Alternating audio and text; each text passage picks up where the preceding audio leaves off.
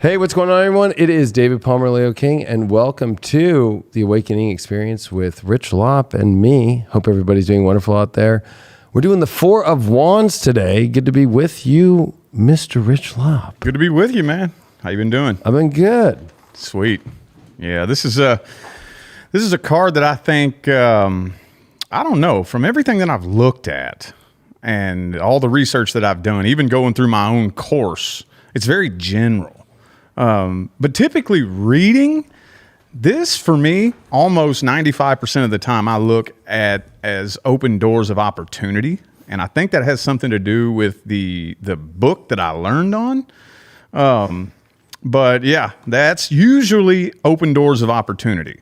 And when people come to me for advice, you know, should I do this or should I do that? One of the cards that I'm looking for is this, to tell them, yes, that door will open for you. But a lot of people miss opportunities, you know, out of fear and whatnot. So, yeah, because to me, it reminds me of the Three of Wands. That I like that card too, but it is one where it's like you're waiting for your Uber, but you don't know where you're going.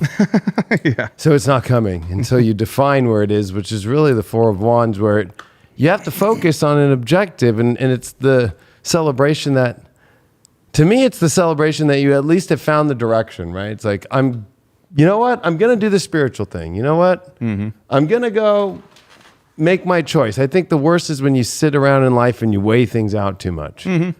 Yeah. And if you weigh things out too much, sometimes that's important when it's really intense things. But I do feel like in life, though, you just get called to things. I feel like I called this the Rite of Passage card. I read from the 21 Lessons of Merlin book. We were looking for some stuff, and I just randomly ended up there, and I went, this does feel like a rite of passage, a spiritual rite of passage, and that's a celebration, I think, on a deeper spiritual level. You know what I mean? Because I feel like, you know, in life, people want to be spiritual. They want to do the spiritual thing. They want to do all this stuff. But if you can't even just start with just like the understanding of the passage, which it takes, which is getting out of that, the place of being staggered all the time and being stifled by your own thoughts and all that. The celebration really is the inspiration to go through it. I mean, I don't know. Did you ever watch The Never-Ending Story? Oh, yeah. And how he has to walk through the idols to get through, and it takes the courage to go through. That's what this card reminds me of. Like, you don't know what's on the other side. It looks good. Mm-hmm. But you never really know what's on the other side, you know? Yeah. One thing that I deal with a lot in my line of work is people, well, like I said a minute ago, asking, you know, should I do this? Should I do that? Matter of fact, I had a client the other day who I had to kind of break down and explain because she was asking me, I want to know what to do next.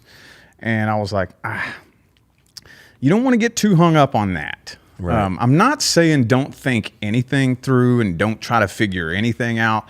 But after a certain point, when you've been sitting around thinking, well, should I do this or should I do that?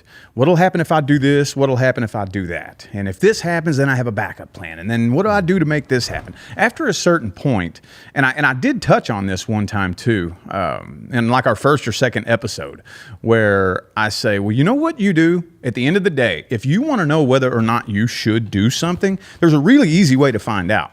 Try it. Yeah. That's why I say this is the card of doors of opportunity. Try it.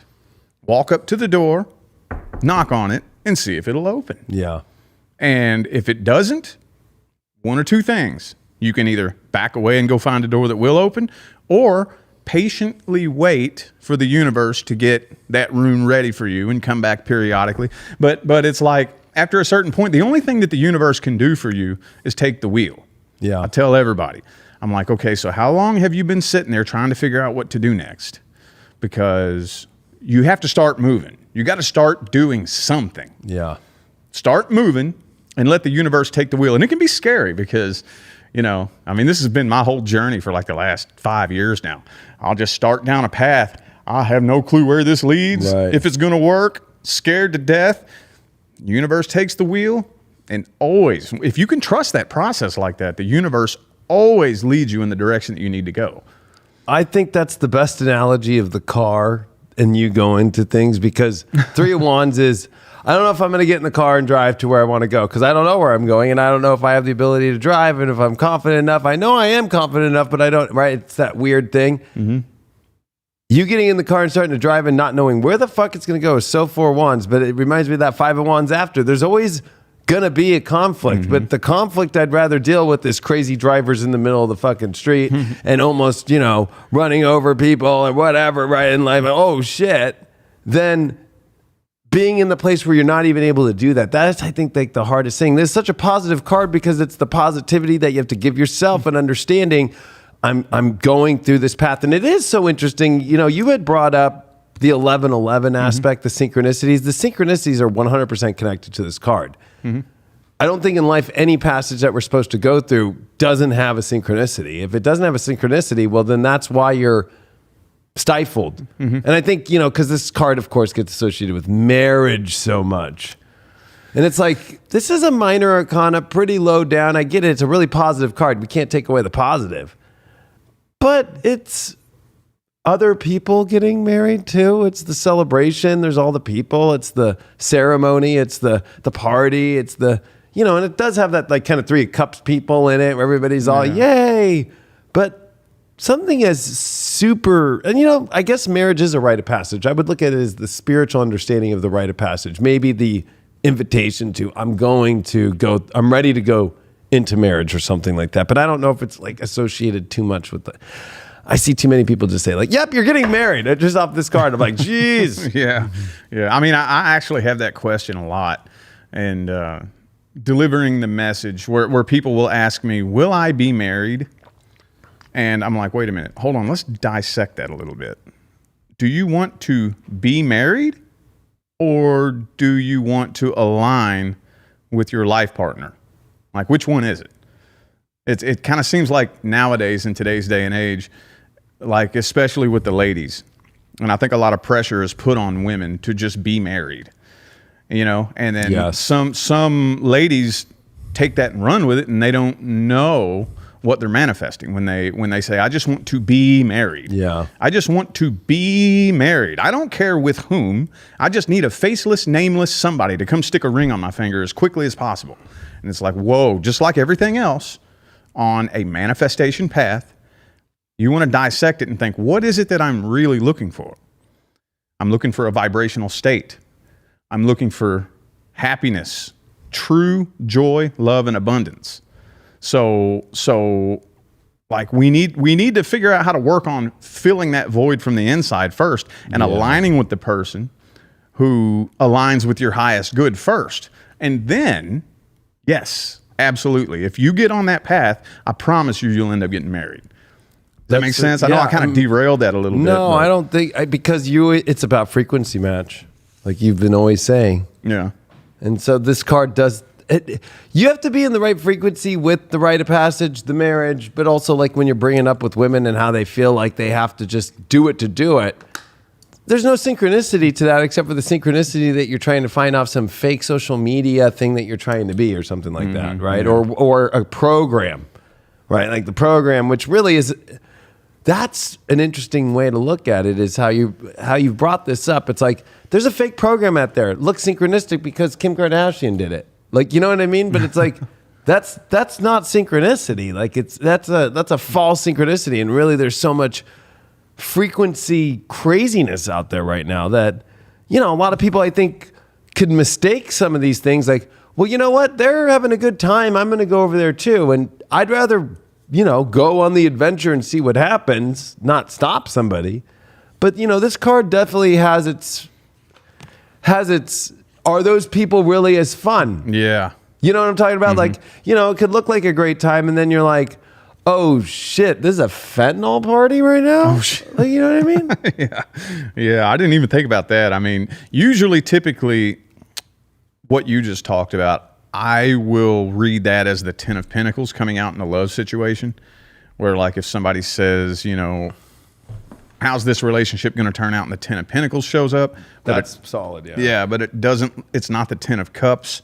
Then I'll usually say, well, it's one of those relationships that looks really good on the outside. You might get a lot of compliments and whatnot, but on the inside, there's some shit that's going on behind closed doors. We've all met that person who just looks so amazing on social media, and there's nothing wrong with that. I'm not one of those people that how salty single people are like, if you're really happy in your relationship, you don't need to flaunt it all over social media. And it's like, man, fuck off. You're just being salty. You being salty. If you got it, flaunt it. But the thing is it's up to you to make sure that what's going on social media is actually what's happening in your real life. Correct. Yeah, I think that's one of those things where it's like, if you're doing something enjoyable, you post it. If you're taking a picture in your backyard to look a certain way to try and get some likes, like, you know what I mean? Like where it's like you're getting done up for a picture and really that's not even what you're doing, or you're staging something. Yeah. And I feel like this is weird because this is also celebrations, which kind of have, like you said, there could be relationships or even just any situation out there that can look really good, but underneath it's like missing a lot, or there's something else going on. And it might not be as bad as maybe people think, but it's just more of like, there's some people get caught in the subconscious trap of feeling like, well, I made this rite of passage, I got to celebrate it and I got to prop it up, I got to keep it up. And that could be the hard part about this card, is the outlook, I think, has to come first from you first, like really making sure that if you're going to cross these, let's call them barriers, I don't know, but I think of the Atreyu thing, and that's been coming up actually with a lot of stuff lately for me, is like in channelings and with dealing with some other people, is like, not everybody just goes through that moment in life. You have to have courage, you have to have confidence, and that's what the wands represent, is that fire inside. We can have that fake fire though to stimulate us really quick, and I think that's what you were going with too, is like, I think there are women out there who they want to get married, and maybe to them at first it seems like the spark of excitement and truth. Yeah. But maybe they weren't really happy first. Yeah. And trying to replace it. So this is definitely not a card for replacing something to make you feel happier, because this could be like a quick celebration joy, like, well, at least the party's next week, so I'll feel better once I go there. It's like, what about the 6 days until then? Yeah. And that's, I think, the hard part about life in general, or where people, when we've got into a couple other episodes, well, my weekend's here, or the holiday, that's when it'll be good. And that's what this card, unfortunately, people are looking at, it's like a window frame to me, of like looking at something that's so celebratory, as he's sitting at the 3 of Wands looking for which ship to take. He's ready to move on his adventure, but it's almost like this is the window he chooses, So yeah. And I mean, of course, like the 5 of Wands comes after this. Yeah. So I mean, we're always postponing our happiness until after something happens. Right. I need to make 6 figures a year, then I'll be happy. Yeah. I need to be in a relationship, then I'll be happy. And it's like, no, you won't. And if that's the outlook you have going into the 4 of Wands, then yes, that makes sense as to why the 5 of Wands comes directly after that. Because it's like, no, you won't. And I still have a hard time figuring out how to say that one thing that makes that understandable, because you always hear people say money doesn't buy happiness. You always hear that, and like, I won't lie, I didn't believe that either. Not to derail the conversation, but like, I was definitely one of those people who believed that people who say that, well, I was like, every time I would hear somebody say money doesn't buy happiness, I would say, oh, you're full of shit. That's just something rich people say to try to sound humble. That's just something broke people say to justify being broke. Give me some money and watch how happy it makes me. And then I know the year I made my first 6 figures, I didn't even realize I had made 6 figures until I was filing taxes the next year. Yeah. And then I looked back and I went, that's it? Are you kidding me? Okay, you know what? Maybe I just set the bar a little bit too low. Let me double it. I'm going to double it. Then that'll make me feel the way I want to feel. So I doubled it, and I felt exactly the same. And I was like, whoa, dude, they're fucking right. I mean, it reminds me of going to Vegas and fucking doubling down on my roulette bet. Yeah. And it wins. But then let's say you won on a good night. Everybody goes, all right, that was fun. I'll see you. You know, it's 5 a.m. now. Everybody's like, I'm ready to go home. Da, da, da. And then it's the new day. Yeah. Like, it never doesn't buy you the happiness, right? I always hear every time I go to any vacation or hotel or anything, you always hear those people yelling at each other, and then they're at the elevator, and then people walk around the corner, and then yeah, it's like I always see more of that unhappiness and that chasing of where really it's just about being happy with life, because whether you're broke or whether you're rich, there's stress. Mm-hmm. There's things that have to be done. You still have to figure things out. Mm-hmm.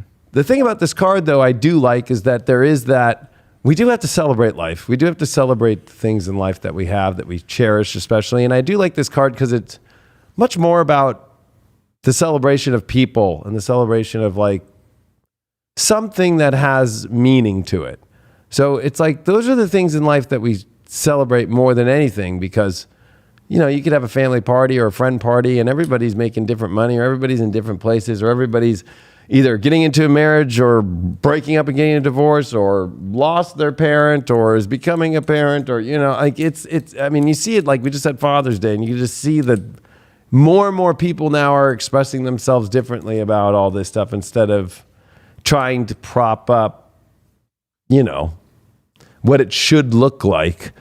But we're all still celebrating people the way they are. And like I know a lot, you know, today's Juneteenth, and I know a lot of people, like some people disagree with it. I'm like, why? Well, you know, why not? Why not celebrate a moment where this country finally got rid of something that was horrible? Mm-hmm. You know, and I don't know why people are so weird about it. Who's weird about it? There's a lot of people online that think it's a stupid thing to celebrate, and I'm like, why would if you think about it, we should have a day where we celebrate that shift. That was a horrible part of our fucking of humanity, humanity.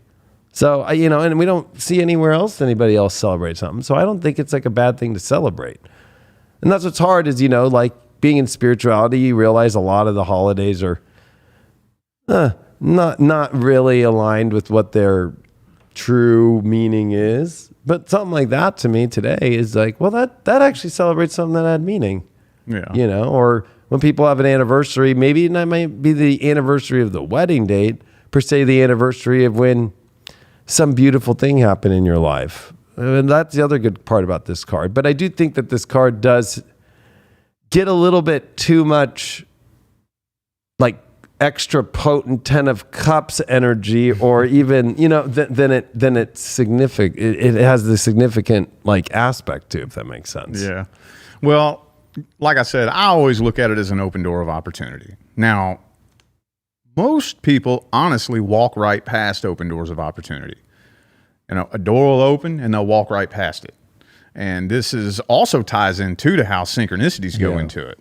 Like for me, people are always asking, I'm seeing 1111 all the time. What does that mean? And I'll always tell them, look, here's how I figured out what it means. Every time you see whatever number it is that is synchronistic to you, stop. And if you have to, write it down. What was I just doing? What was I just thinking about? Okay. And then what happened directly after? And write it down. Like what's going on? And then give yourself a 2 or 3 month time period. For me, I don't know about anybody else. I'm not saying this is what it means for everybody. But for me, I always see 1111 when shit's getting a little bit weird. Mm-hmm. And I'll start feeling a little bit nervous. And I'm like, oh shit, am I on the right path? Am I doing the right thing? I don't think this is supposed to be happening like this.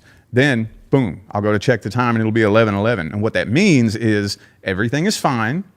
Don't stress about the shit that's going on around you. Don't change anything. Stay on the path and keep doing what you're doing. For me, that's what it means. And with an open door of opportunity, it can be the same thing. Kind of like, well, matter of fact, like I was saying in the other episode, 2022, soon as it turned 2022, I started feeling it's time to expand my career. But how? I don't know. So all year, I messed around with I started another YouTube channel. I even played around with a damn MLM. which that's like something I haven't done in years. But like I did anything and everything. I started a couple of projects behind the scenes, and then it wasn't until the end of the year that I linked up with you, and I wasn't even expecting that to turn into to this. I wasn't even expecting that. I was just like, oh shit, David's next to my in-laws? Well shit, I'm gonna slide in and say what's up, you know? And then I ended up doing the speaking gig here, and then bam, a door opened at the very end of the year. But like, if I hadn't been paying attention and felt that little push, that little nudge, I would have walked right past an open door. And I think that's what a lot of people do, because they're trying too hard to figure out, okay, see, the ego is always trying to figure everything out logically.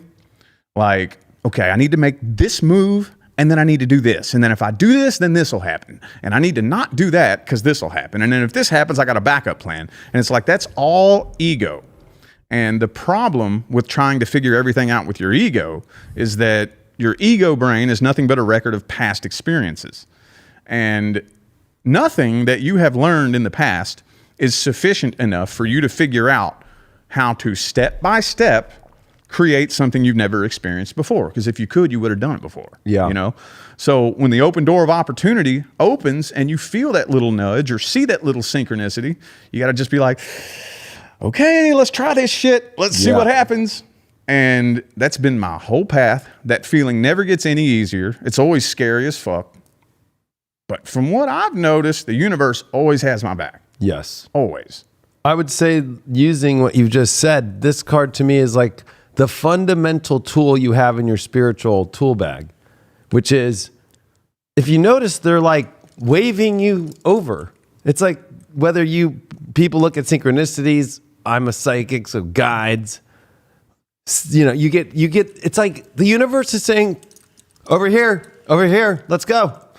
And it's always a positive thing. Like, this is, I would say, like one of the most important, and I think that's where maybe the people get it like wrong, but not wrong. But I think it's more of like, this is your fundamental spiritual tool that you keep. Like, you should only be in your life going to where you're feeling called to, where the synchronicities are, where your angels, guides, gods pulling you towards. Anything else is just not going to be anything. And even though the people look at the Five of Wands as so conflict, it's like, yeah, you're going to be getting into something, and then there's going to be the conflict with yourself. Those five could be you and the conflict with yourself. It could be conflict with maybe others, but I always look at it as like, no, it's about getting involved now, like getting really into it, you know? And I feel like this is like a fundamental tool. That's the way I look at this card now, actually. I'm just like, man, you know, we have our spiritual tools that we carry. I couldn't imagine, like you said earlier, like, how could anybody live without living by, you know what? I'm being called to do this. I don't know why. I don't know what, you know, and people would be like, you're going to leave this job and you're going to go do this. And yeah, that's exactly what I'm going to go do. Because this is actually the visual representation of like, it's all good. Come. Like, there's a lot of energy that's here to celebrate with you, you know? Yeah. And if you think about it, it kind of makes sense as to how the Five of Wands is directly after that, because like a lot of people, like here's another thing that I see a lot too. A lot of people will go through an open door of opportunity, and then the Five of Wands will happen and they think they've made a mistake. And it's like, no, you didn't make a mistake. People tend to, like, most of the time when somebody asks me if they're on the right path, it's because they're encountering a lot of like obstacles and challenges and whatnot. Right. And it's like, challenges and obstacles don't mean you're on the wrong path. Like, as a matter of fact, that means that it's time for you to level up, because those are opportunities to grow and evolve and make it up to the next level. It's this fucking comfort thing that everybody's always looking for the easiest, most comfortable path of least resistance. And we'll get there one day. We're moving up in vibration. We're ascending and raising in consciousness. But while we're still here, physical beings on this 3D planet, no, it doesn't work that way. Yeah, and I think it's interesting because in life, like, we have sayings like, I used to say, like, I'm never going to be a dad. No. Somebody in here said, I'm never going to be a parent. And I said, oh, that's what I used to say. But I'm not saying they're wrong either, because you know what? It's all the way up until the moment that finally the universe will just be like, this is what's going to go down. You know, like, this is, so there is a little bit of a, you know, so many people put so much of the psychic card of being on the high priestess, and I give that credence. But it's like, this is like the very brass tacks, like, I'm not somebody who uses the number thing, right? Maybe one day this will become my number thing too, But for me, it's much more of just like, oh, boom, boom, boom. This makes sense. There it is. Go. Mm-hmm. Right? Or it could just be to where it's like, here it is. It's finally showed up in my life. I guess this time in my life's over and I'm ready to go be this now. And that's what I think the whole Wands is about. It's about the courage of shifting into your true passion and happiness instead of the mind's version of what you think you should be, And I think that's what's hard is when, people want to be happy and they forget the nouns that come with them. Like, this is what defines the noun: person, place, or thing. It's like, okay, people want to be happy. That's nice, but that doesn't go anywhere and doesn't do anything. You have to be happy about something. You have to be happy about a noun. And then, that's where I think a lot of people get stuck in the spiritual community all the time is like, I just want to be a nice person. Yeah. It's like, well, a nice person to who, doing what, and in which way being nice. Yeah. And so, it's okay to have statements like, I will never be a parent, or I will never, like for me, I used to say, I'm never going to use human design. That shit's whack. Back in 2011, I was like, nah. Now I use it all the time. Yeah. So I think it's a good card that also can open up doors of synchronicity that you have to get out of your own way too. Mm-hmm. While at the same time, it could be the exact opposite, where that's where I think that's interesting about the dualistic aspect of those four wands. It's like, sometimes it's stuff that pulls us like, damn, I didn't think I would be doing this. And then sometimes it's like, finally, like I've been wanting to do this. Here it is. This is the route of which it was. And maybe there's patience that Three of Wands has to wait for the right moment. You just don't be like, I want to take a ship. Okay, here's the big trash ship coming in that's full of fucking cow dung and shit. Here you go. It's like, no, I don't want that one. It's like, you asked for a ship. Yeah. And the Three of Wands is smart enough to at least wait till the moment of like, all right, this is where it's taken. And I think it's interesting that there is no ship. It's kind of like where the shores kind of start too. And it's also, we were talking about the Ten of Wands a couple episodes ago, and this is actually the same house of the Ten of Wands. Yeah. Yeah, I didn't notice that. Like the way that I typically look at it is, well, kind of like what you just said. Like the Three of Wands is I'm waiting for the right moment or the right opportunity. And then to me, the Four of Wands is the open door. But it's tricky because when you're on that path, like I said, most of the time, the doorway of opportunity that we're looking for is something that's going to lead us to something that's unlike anything we've experienced before. So it can be hard to differentiate when the right moment is. It gets easier the more you go down the path and the more used to it you get.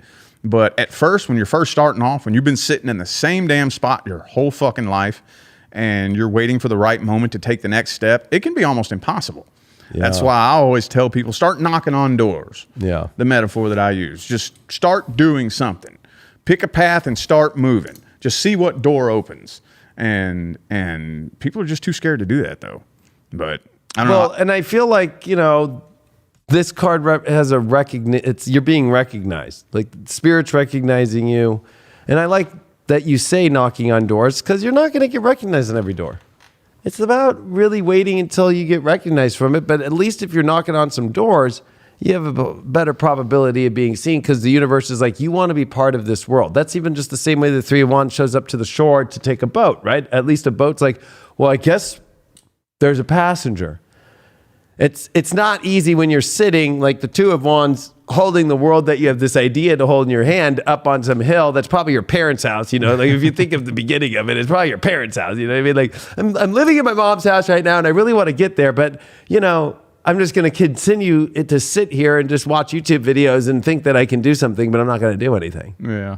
Like, this is where you finally get recognized. And the big question is whether people actually walk through these doors. Most people are the most afraid of what actually is the most beautiful, like, card of like, yeah, come through. And that's what's always interesting is like, oh, I didn't know that you wanted me. It's like, oh, I invited you, or I called you, or I told you. And so people can come with easy excuses of like the fear of being recognized for it, which, that reminds me, like, public speaking is like one of the number one fears in the world.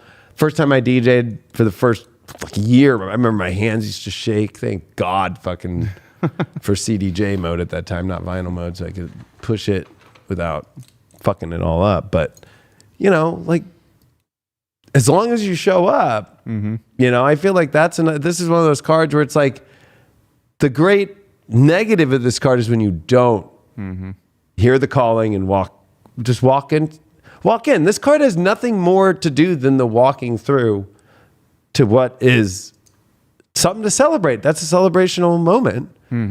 It's not the end all be all moment though. This card is not like, this is it, and I think that's the problem with life. People think, I've got it. Yeah. I'm done. It's like, yeah, right. That's the hardest part. I mean, if I think of like, I remember being young and I remember watching MTV and all that. And I remember like looking at like whether it's the Backstreet Boys or all that. I'm like, these motherfuckers are just killing. They're going to have everything they want their whole lives. And I remember being like, they're going to get every chick. They're going to get everything. I was like 15, 16. And I saw them at Wango Tango. I saw Britney Spears too for her first concert. It was crazy. I went with all girls. I was a smart kid in high school. But look at them now. It's not like, people are going crazy every day of the week going like, dude, I want to go hang out with the Backstreet Boys or go listen to them. Or if you try to play Backstreet Boys for a 16-year-old girl now, they'd be like, who's that? Yeah. Mm-hmm. No end all moment. Yeah, we put those finish lines in our mind. And that goes a lot into what I touched on, and I think 2 episodes ago, where it's the illusion. We're given this illusion of, there's this finish line that I'm supposed to break through one day. Yeah. Look, these people broke through it. The Backstreet Boys or whoever back in the day, you look at it and you think, man, you're just set for life. And little did we know, no, they're not. The majority of the people who were really, really huge back then are like nobody now.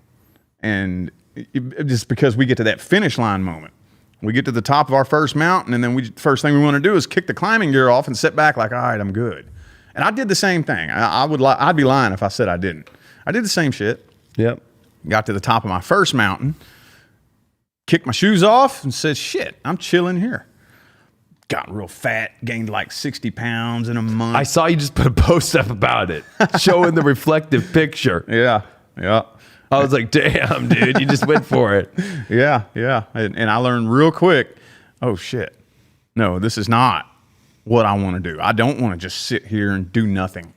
I don't want to just lay back with that, that illusion that's been put into our minds and pounded into our minds for years that, your number one goal is to get to a point where you do nothing. Yeah. And no, it's not. And that goes down a totally different path that we already talked about in another episode. But I mean, going back to this right here, fear of failure is what keeps a lot of people back. And and if you really dissect that and dig deep into that, it's not actually failure that they're afraid of. They're afraid of looking stupid. Yeah, that's true. And I always have to tell my clients this. They say, well, I'm holding myself back because I'm afraid of failure. I'm like, no, you're not. You're not afraid of failure. Because you're failing now. Right. You're not afraid of failure. You're afraid of looking stupid. Yeah, I mean, anywhere that's new, you're going to have an embarrassing feeling like, But to me, it's new area, it's new space, it's new territory. So it's just like if you watch animals in nature. It's not like if I throw my cat when we move to a new place, it's not like any cat just goes, oh yeah, no problem, right away. Yeah. They're always like let me smell the wall. What used to be here? What is this? And then after a week, it's like that never happened. Same thing with dogs too, but dogs kind of run around a little bit till they usually get hit in the head.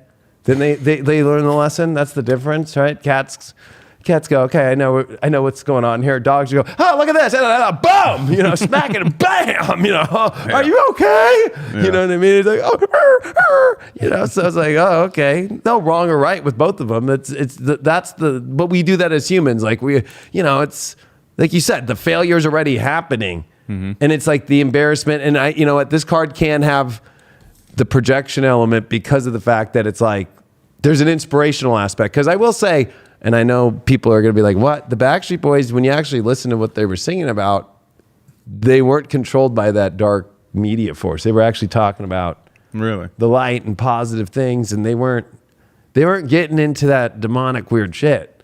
And I thought that was really interesting, like reflecting back and why they got so big. It was like, we let something that they were speaking about, some positive things, like let's slam that shit down, and we need more sexy, crazy shit. And they never went to that crazy. Sure, they tried to look like, suave, let's call it, but it wasn't like they were trying to fucking be all like crazy. You know what I mean? Yeah. Like towards that, like it's like Sam Smith shit.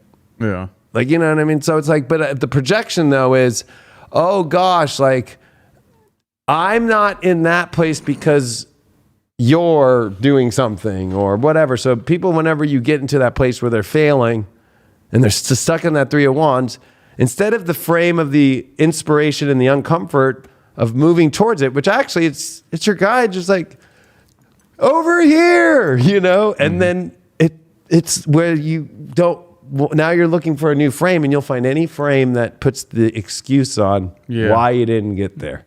Why are you not there? And so the projection also could be on the person or the framing of whatever's calling you there. It's like, oh God, no, I don't, that's a bad thing or whatever. It's like whatever to just keep me in a place to where I can have an excuse. Because really, there's no excuses with this card. And I would say that's what the reverse would be, is like the fear of the signs. Or if it's in relationship readings, it's like, yeah, this person, I used to read it and I still would probably read it. Yeah, they're probably afraid of marriage. They're probably afraid of going down a rite of passage in life. They're afraid of going to something that actually is to where a relationship has to have a destination. And that destination continues. It's not just one thing like we're married, so it's over. It's like, no. It's the work and it's the building of the partnership your whole life to be a life partner. It's so if you're going to define that, then that's a passage you have to go through. But if you're going to just sit in the, I don't know. I mean, we hang out, we fuck, we do this, we do dinner. Why do we have to do any more than that? It's like, well, there's no attainment or anything to celebrate except, I guess, your guys' Friday night after eating hot dogs and fucking eating another hot dog together. I don't know. Yeah. That's more of the illusions that have been painted in our mind. I have to tell my clients all the time, and I think a lot of people know this, but I know a lot of people don't, that even when the universe brings you your person, you ain't kicking your feet back and just relaxing. Oh no, that's work. There's still going to be changes that have to be made. You're still going to have to shed some old belief systems and change your personality, and the two of you are going to have to grow and evolve together. And the difference is, though, from what I've noticed in my own marriage and in, couples that I've seen who are an actual match, is that when it's your person, that work is worth it. Yeah. Like we've all been in that one relationship. And I'm not saying I haven't. I've been in relationships where it's like, I'm not changing for you. Yeah. Change for what? I'm not changing for that. I'm not changing who I am for you. It's not even worth it. No. But then whenever you meet your actual person, that hard work, it sucks. It's not fun. Admitting that you're full of shit is not fun. Admitting to yourself that, this little emotional trigger that I've had since I was 10 is my own damn fault, and I got to work to unwire it. That's not fun work. No. It sucks. And it can be migraine inducing. It can give you panic attacks for months and months and months and months. But you start noticing that, like, say, for example, you and your person, you have an argument. And whenever you're with somebody that you probably shouldn't be fucking with, normally what happens is both of you just stuff it under the rug and pretend that it never happened. Well, guess what? That argument's going to circle back around. You're going to have it again. Yeah. Stuff it under the rug, and it's going to keep looping around and looping around and looping around. And that's when, like, that's my definition of toxic. An argument in and of itself isn't toxic. It's an opportunity to grow and learn. Right. But for the very most part, I mean, I'm not saying, as long as there's no violence or anything like that. But for the very most part, one argument is an opportunity, a stepping stone up to the next level. The two of you come together and you have that uncomfortable conversation, because there's always so much finger pointing that we always want to do. Oh, yeah, well, you did this. Well, no, I'm not doing that because no, look, you need to work on this. And then it's like, okay, two people say, all right, how can I work on me? Yep. That's hard. That's hard. Those conversations are uncomfortable. But when you meet your person, both of you, you'll notice both of you are going to be like, okay, well, this is what I'll work on with me. And then you'll notice the next time the universe puts you in that situation again, both of you catch yourselves, you work on it, and then eventually that goes away and it never comes back. Right. Well, I was going to say that the way that I gauge that is, it reminds me of a couple that's in Three of Wands just sitting there griping over the same thing, and they're not getting on a boat, and they're not getting to where so I've always looked at the relationships that have worked in my life, and especially Sophia, the universe keeps bringing us to these places, right, that we get called to. I don't think that you can get really far when you're just in those toxic relationships. And that's the thing, is like, you deal with it, you talk with it, and you have to learn to find solutions. And also, both people it's a two tango thing. It's always, sometimes it might be rare moments where one person's doing the thing, but it's always both people. One person gets triggered, the other, and then it just becomes like a da-da-da-da, and it's when you both catch each other, both deal with it, both find ways to go, let's talk about how, if this happens, this is actually how I meet. Because usually it's communication breakdown all the time. You know what I mean? It's like, and that reminds me of such Three of Wands, just like, gosh, and you're missing the boat. Yeah. You're missing the boat. And then when you squash it down, no boat's going to want to take that couple on. Noah is not taking on that couple. Yeah. You two giraffes over there? Fuck no. You just keep sitting there and looking up and fucking looking. Yeah. So I feel like that's the interesting part that Four of Wands can help with, is that it keeps relationships at work, they keep going towards someplace. And if you notice any successful relationships, even into their elder years, into their ends of their life, there's always something that continues to keep having a reason to move forward in life towards, or a goal to go. Because there is a goal element to this too. Like, it's just the achievement of understanding what the goal is, more than the goal itself being achieved. That's longer down the line. And I think that's where this card is more of that window painting of where it's going. And that's important. But I also feel like there is a serenity of knowing that you're in the right energy within yourself that's in alignment. If we're going to use that 1111, or we're going to use that synchronicity, it's how you and the universe are aligned. We talked about that with the star card, and that's a pretty extreme moment usually, though, of really kind of resetting the whole tables, where I feel like this is much more like, like how you were just willing to move finally down here from Vegas. It's like, it happened. It's like you saw the picture, both of you, the family, everyone. It just, you go through it. That's exciting. And then Five of Wands shit happens, like fucking your car breaking down on the fucking freeway in the middle of the fucking desert with no cell phone service. You know? Yeah. Yep. That's part of the path. And I was having to talk to Leah, because there for a little bit, it was just getting laughable, because there were so many ridiculous, trivial little issues. Dude, I'm telling you, every time we turned around, the stove's not working. And then we get a brand new stove, and then they wired the house up wrong, so it blew the circuit breakers. And then we got the circuit breakers. And then it's just like one thing after another after another. She said, are we on the wrong path? Because we keep having problems. I said, no. We're not experiencing roadblocks. We're experiencing obstacles. Obstacles mean you're growing and learning. Yeah. Like people need to understand, like, let me tell you how to know. Here's how you can tell if the universe is telling you no. When shit makes no sense. Like my car, for example. That made no fucking sense. Like, at one point, it spent 3 months in the Chevy dealership because the dealership couldn't figure out what was wrong with it. That makes no fucking sense. Exactly. Whenever it's like bending the laws of logic, because you don't want to underestimate the universe's ability to bend the laws of logic to prevent you from doing something. So whenever, like, no matter how hard you're trying to do something, like the universe is fighting against you, and the harder you try to make sense of it, the less sense it makes. That's the universe saying, no, stop. No, stop. But when little bullshit's happening, annoying shit, little problems that they're annoying, but you can work to overcome them, that means you're leveling up. Yeah. There's no other way. I feel, though, that there's that weird part where this card can sometimes catch people where you're leveling up and maybe there's not as much resistance. So then you're trying to create resistance. And I think that's where it gets weird, right? Yeah. Because like there's things to where things, we want them to operate smoothly and we want them to flow.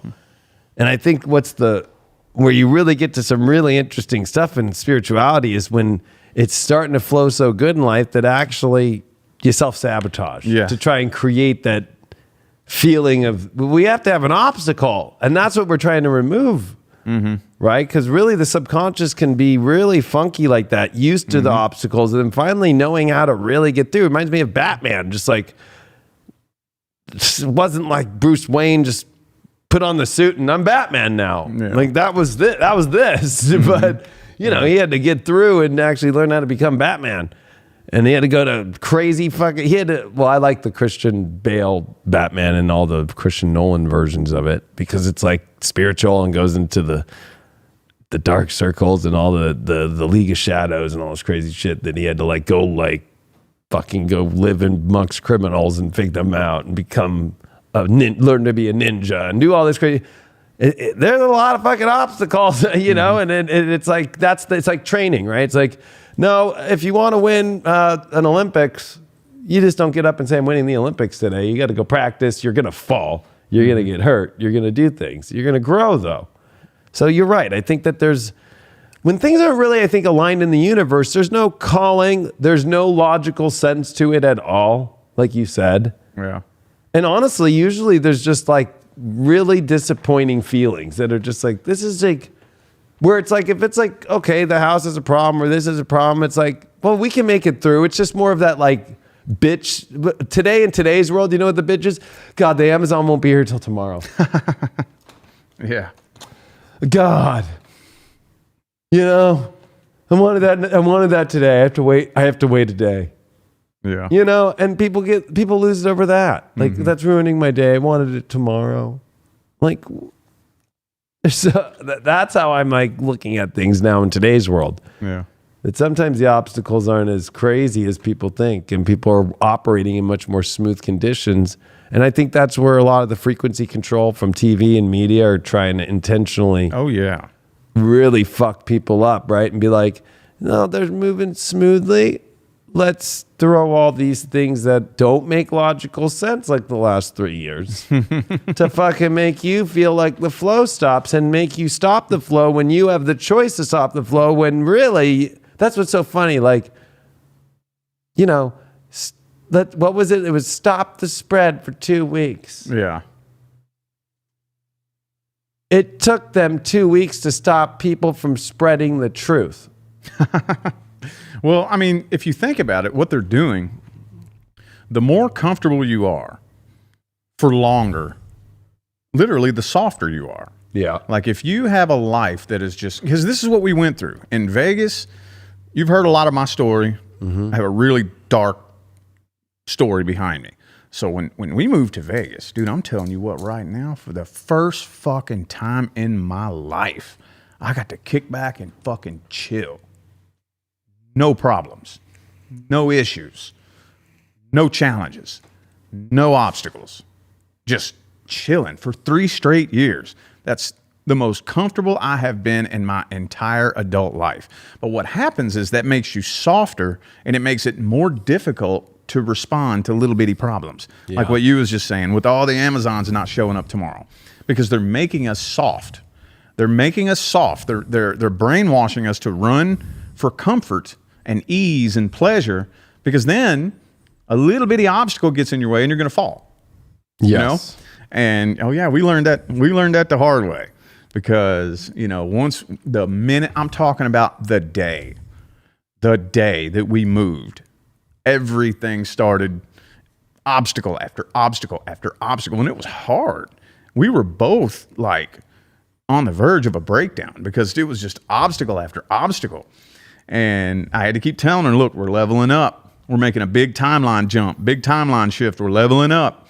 And I got to thinking too, because I was like, I've been through so much worse than this.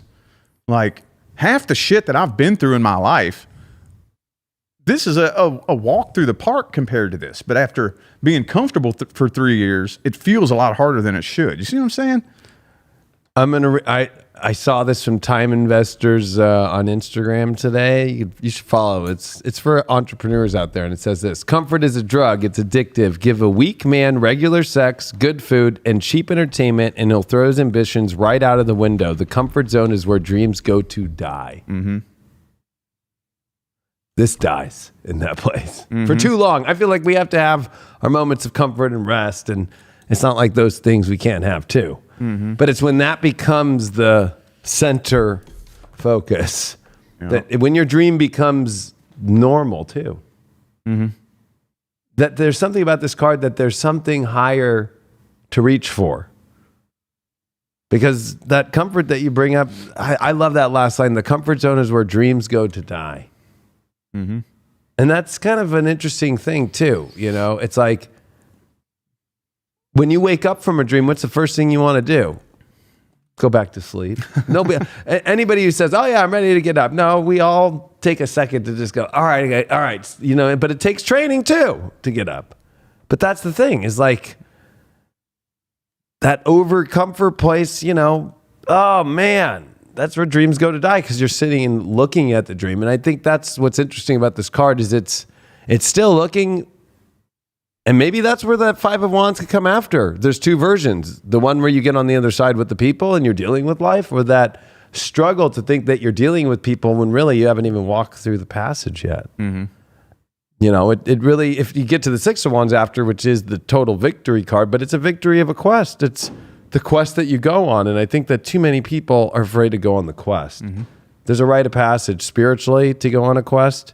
And we're in a life right now where this is a quest, and it's a quest of prophecy. It's a quest in so many different ways. I mean, the weird part is, if you look up the Kali Yugas, they say that, you know, it's a time in which basically the people get too caught up in their comfort zones, and that's what's creating everything we see today. So I know it's easy to point it at one group or one dark government or whatever, but really it's everybody gets too comfortable, and it's what creates the chaos we're in today, you know? Mm-hmm. Yeah. And I mean, that makes perfect sense, that little quote that you just read there, because, like, for example, when I did my speaking gig here, I had never spoke publicly in my life. I was horrified. Yeah. This speech you say that you got me on in November at Disclosure Fest, I'm scared. But you know what I need to do? What my goal is to keep doing it and doing it and doing it and doing it and doing it until one day I just stand up there and it's nothing. You know, that's the path. Like, people don't understand that the discomfort that comes along with change is temporary. Yeah. That it'll become comfortable eventually. But the discomfort that comes from sitting in the same spot your whole life is permanent. That's what I always tell everybody. It's true, though, because everything that comes with what we want in our dreams comes with just the walking into it. The biggest fear is walking through the door. The biggest fear is always that. And that's what I notice in, especially the younger generation now, right? Like, they're afraid to call people on the phone. It's a lot easier to not confront anything, because, you know, comfort and confrontation, I would say that it's more comfortable in confrontation than it is not. To face things face on is a lot better than to have a fake face, you know, or to not face it. It sucks. It sucks to deal with things in life. And that's where time gets really fucked up, is like some things go smooth and some things don't. But as long as you're facing it, that's all that matters, and you're showing up. Too many people, I think, are too focused on the timing in their own mind's idea of when this shows up. Mm-hmm. You can't force the universe to be like, you're going to do it on my time, right? It's like, it's going to lap in your face, because it wouldn't be as beautiful, or it wouldn't be as great. And I think that's what, hopefully people can get the message from this, is that there's so many beautiful things in your life that, one, either you've missed them, and that's okay. You know, like, you got afraid, you heard the calling and you didn't, but today's a new day that you can listen to it again, and you can't be discouraged if it didn't come at the moment. And usually it doesn't come when you're sitting waiting. I think that Three of Wands moment, when he's looking at the boats, it's the moment when he goes, oh, look at the sand here, and somebody, oh, what are you doing? He starts talking, and boom, that's when the boat goes, hey, you know, like, oh yeah, let's go. That's exactly where I wanted to go. Like that. And that's so much of what you teach in your work and manifestation work is really that. And, you know, when you're sitting waiting and looking at it, if you're looking at your bank account, if you're looking at your watch the whole time, the longer you look at the DMV line, the longer, oh man, that's what's hard. But I think that's what's interesting about this card is it's so overly looked at as a physical thing, as much more of the understanding of the synchronistic aspect. I was telling Rich earlier that this is like a crescent moon. It's half. So it's not a full energy. And in many ways, I look at this as the positive side of the moon card, where it's not the subconscious that's being buried, but it's more of like the subconscious that you're facing, that you're walking through in a positive way. Which is always a minor arcana. A major arcana is when you're like, nope, you know what? It's dark out. There's all these creepy crawlers in my subconscious. And, I have to pass through these 2 towers at night in the middle of a full moon. Oh, God. Yeah, no, I'm going to not deal with that. Like, you know, but with this is like, okay, my subconscious fear's up. My subconscious energy's up. But also my conscious seeing of the divine is here. That always will outdo any subconscious bullshit if you have that courage, because it's wands, to do it. Courage is going to always be at the center of it all. Yeah, and courage doesn't mean I'm not afraid. It's kind of like that Jordan Peterson quote where he says, a harmless man is not a good man. Yeah. A good man is a very dangerous man that has it under voluntary control. And like in a weird way, bravery and courage is the same thing. Yeah. Bravery and courage doesn't mean I'm not scared. It means I'm fucking terrified, but I'm doing it anyway. You know? I mean, I'm going to trigger the shit out of people, but it's like this Ukraine thing and these people who play fucking modern warfare on fucking PlayStation, on Xbox, and their PC go, you know what, I'm going to go out to Ukraine and I'm going to go fucking be dangerous, right? But they've been harmless their whole life, and they get out there and within 1 millisecond, they're shot and dead. Yeah. It's not something that, you know, that you can idealize. I think that's what's kind of weird about this card too, is the synchronicities are going to align. And, you know, we live in a video game world now where it's like, well, because I'm good at the video game, I'm going to be just good at that too.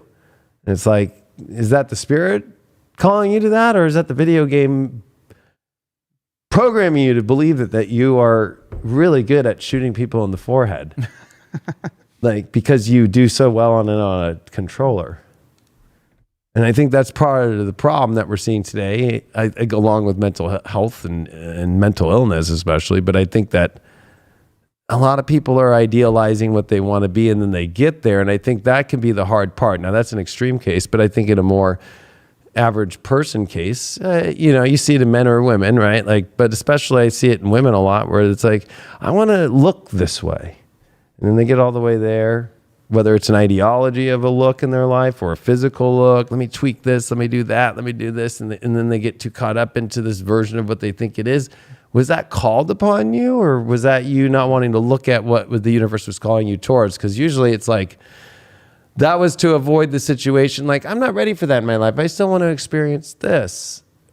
And usually we don't go far, and then we end up kind of lost on the tracks.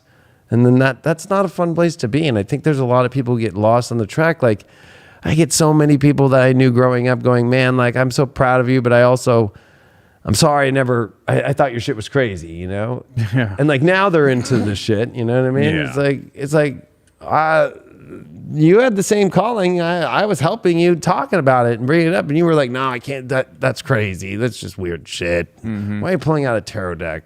What is that shit? Why are you talking about astrology? That shit doesn't make any sense. Yeah. And I think that's what's hard, is people go on their own path, and we all do. We all are the fool. And that's how we learn, though. I don't think it matters what timing it is. I think that's the problem, is people feel the shame or the guilt of, man, I wish I would have done this sooner. We all wish we could have gone back.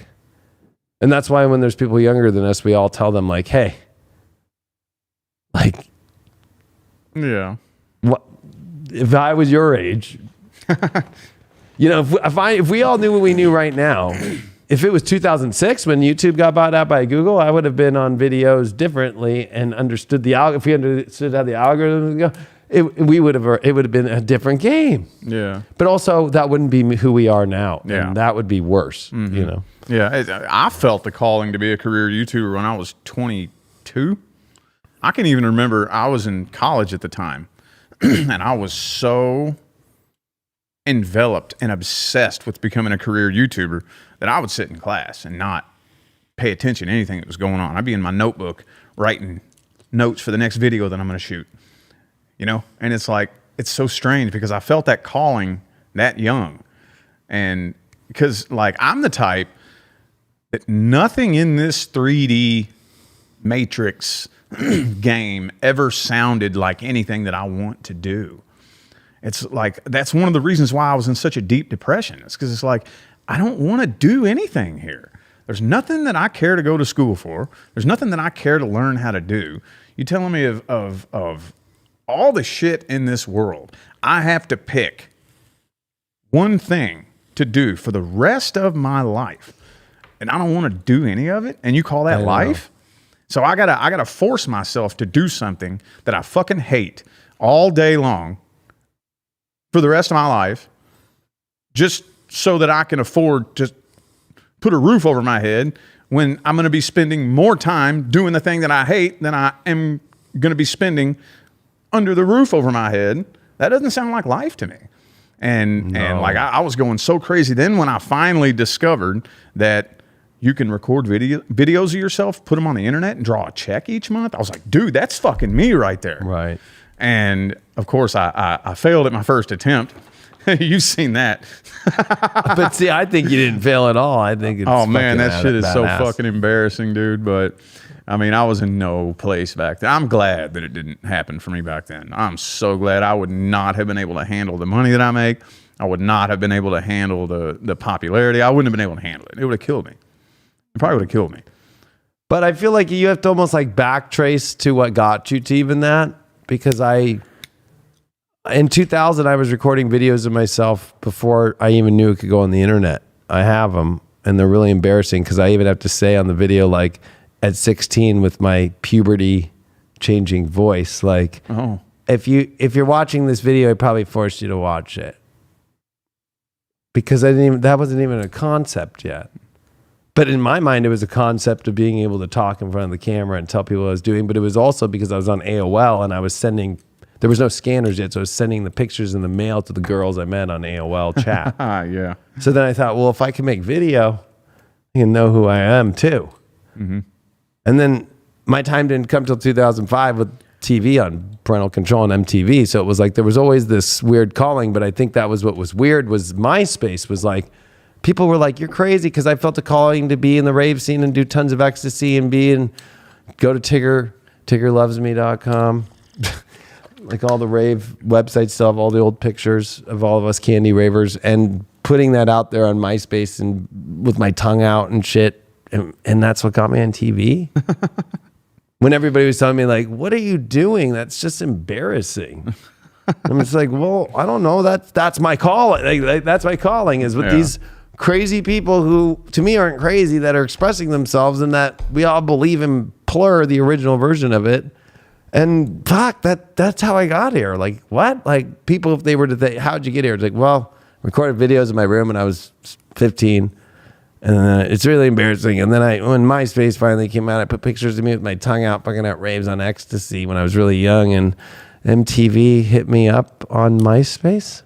I didn't even have to.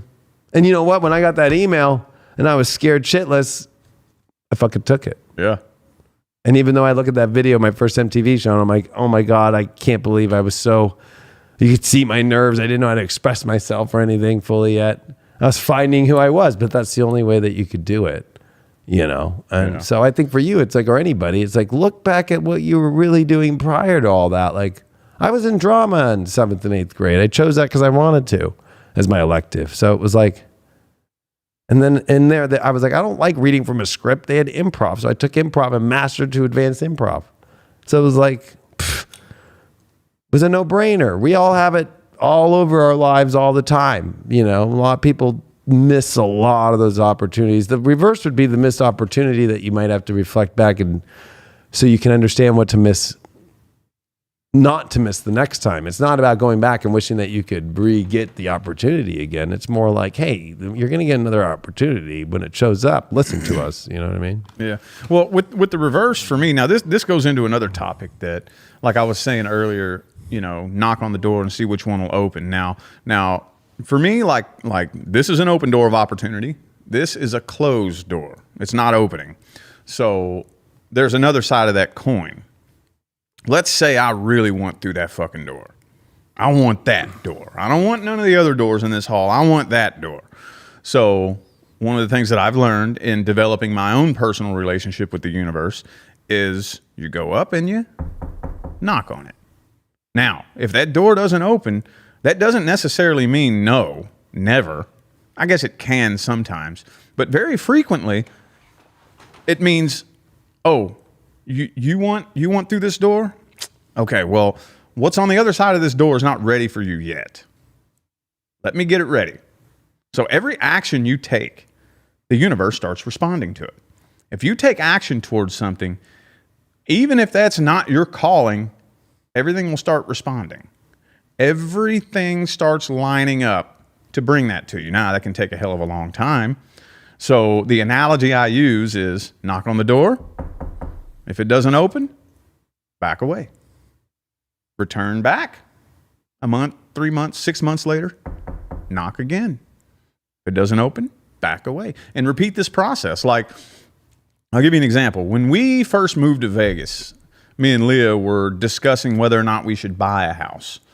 It was like, so do we want to be tied down to one spot our whole life, or do we want to be free to move around? And we just went back and forth. And finally I said, you know what? I'm just going to knock on that door. So I sat down with some mortgage people. Nope. Sorry, Mr. Lopp. We can't approve you. Like, you can't approve me?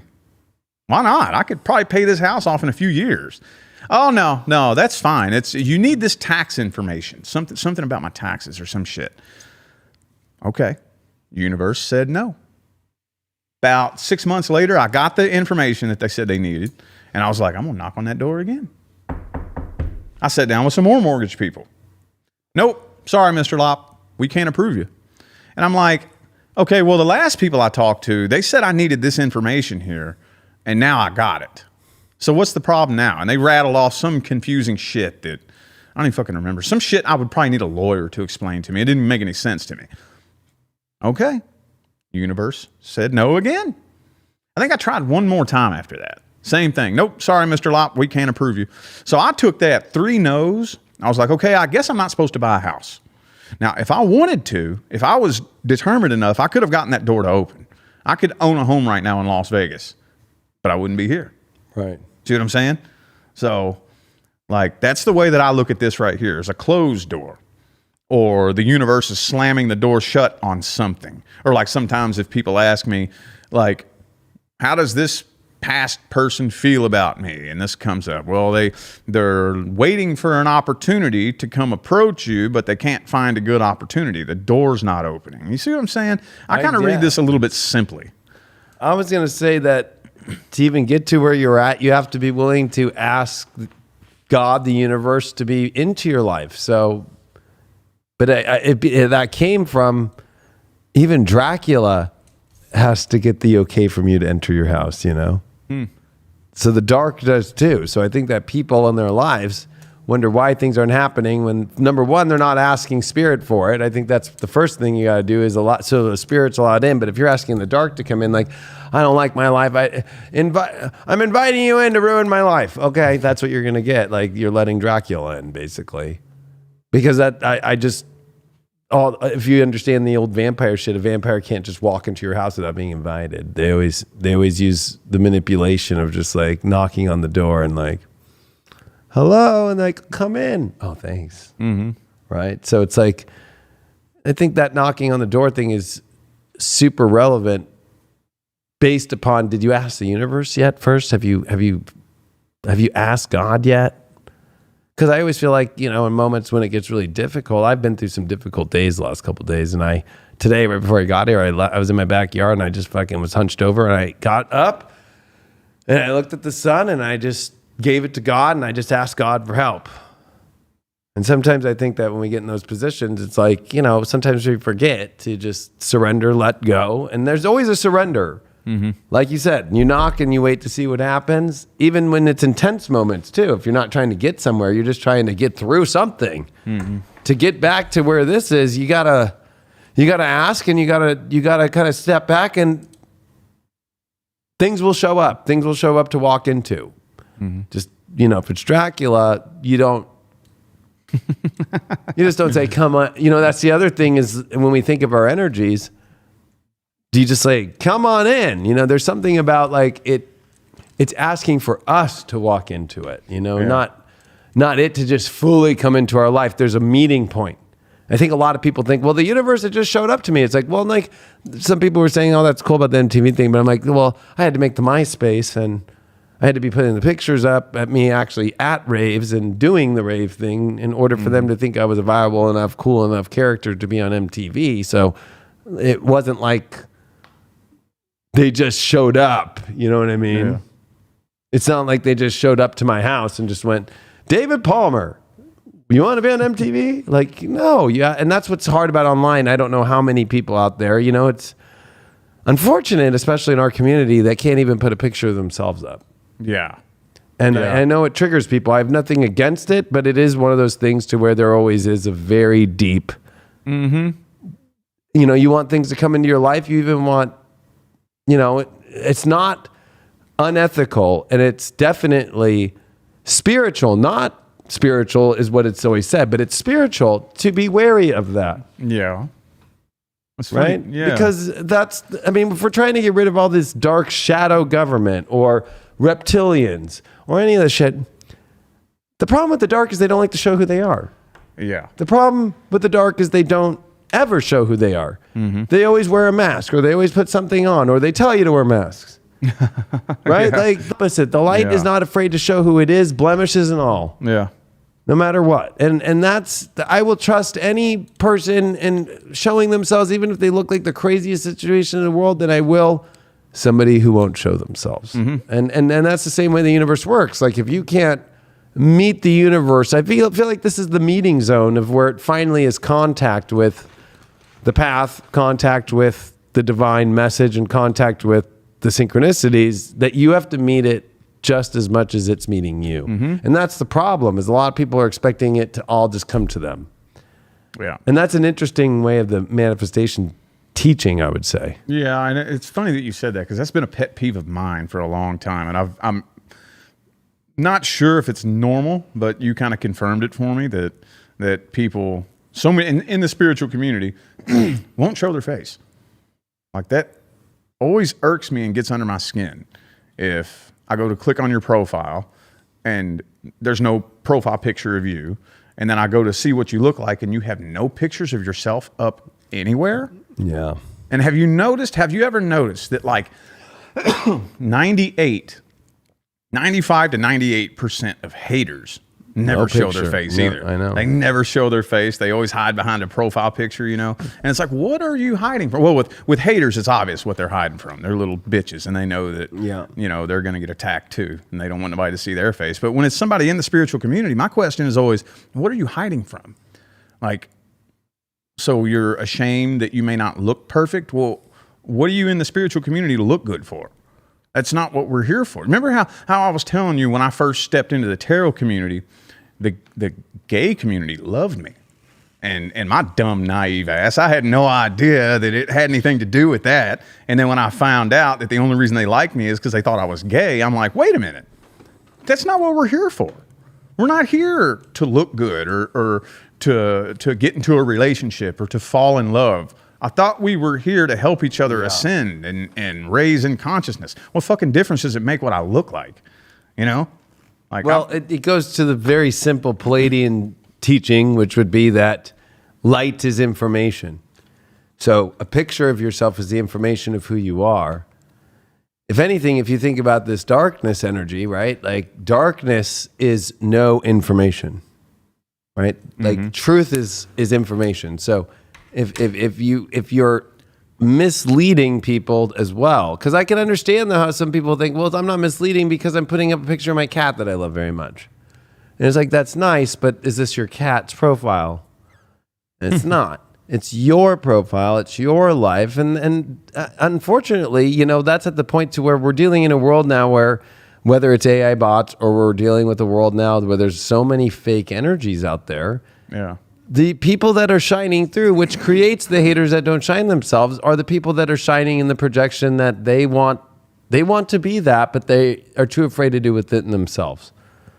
And it's a sad, sad, sad aspect because it's extremely deep insecurities that I have a lot of compassion for. But that insecurity really is a dark entity attaching to you that is telling you that you can't, whatever it might be. Also, the idea like, well, I'm scared for my life, because sometimes they'll say that too. And I'm like, I'm sorry to say that's probably more schizophrenic than true. You know, like I've had the FBI here because people have accused me of crazy shit that wasn't true, to fucking people showing up to me in every weird place you can name for over a decade. Even my old apartments in Hollywood. Oh, it's just so random you're here. I'm like, where are you from? Well, I'm from another country. Oh, what the fuck are you doing right in front of my house right now? You know what I mean? So, like, that's a crazy part about the real spiritual world is everybody wants this world to change, and everybody wants all these politicians to change, and they want all these things to be done, but they can't even change in themselves and be themselves and show who they are. I mean, how are we going to win if it's a bunch of people that are just not going to show who they are? If the people are the ones that are going to change the world, well, people are a definition, they're defined. If you're undefined, even the fool is willing to show himself. That's the whole irony in tarot. That's also why Aries is the first sign in astrology. It's identity. So people get ego wrong. It's also the attack of the ego, which has been part of the problem, right? It's like, oh, if you show who you are, you're egotistical. It's like, well, that's the start of astrology. You can't, if you don't have a noun, person, place, or thing, and you can't define it, well, then you're nothing. It's empty. It's a sentence that can't fulfill itself. Yeah. And that's the problem, you know? It's a huge problem. Because where are we going to go if, well, yeah, like, I mean, imagine right now in the world, if somebody were like, well, do you have a team of people that are all on the same page as you? Yeah, here's their profiles. Oh, those aren't people. Yeah. Well, no, I mean, they say they are. Well, like, I can't see them. and so everybody wants this world to change, but so everybody looks at this, but they're too afraid to walk through that door. Ooh, I don't know, man.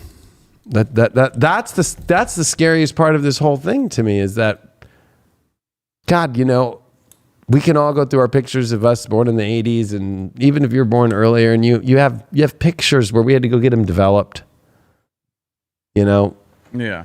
And even if somebody didn't like a picture, sometimes they would do this or whatever, but at least you'd have a picture of them then laughing and showing their face, you know?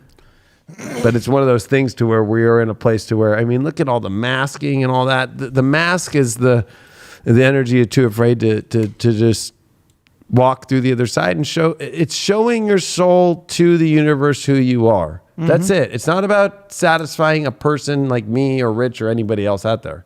It's about satisfying yourself and showing spirit that you're willing to cross through. But I think that the internet is like our web of our conscious, unconscious, true energies of a collective. And when you have more people too afraid to show who their face is, then that shows that there's so many people that don't know who they are inside. And they act like they are, and that's what's so odd is the 99% of people who are not happy never show their face. Period. Yeah, and like you said, egotistical. That's another big fucking pet peeve of mine in the spiritual community. Ego is not bad. The ego is not bad. You are your ego here in this life. Your higher self projected an aspect of its consciousness into this ego body. You're not going to get rid of your ego. It gets on my nerves. Every time I hear somebody say that, I want to slap the shit out of them. You have to get rid of your ego. No, you don't get rid of your ego.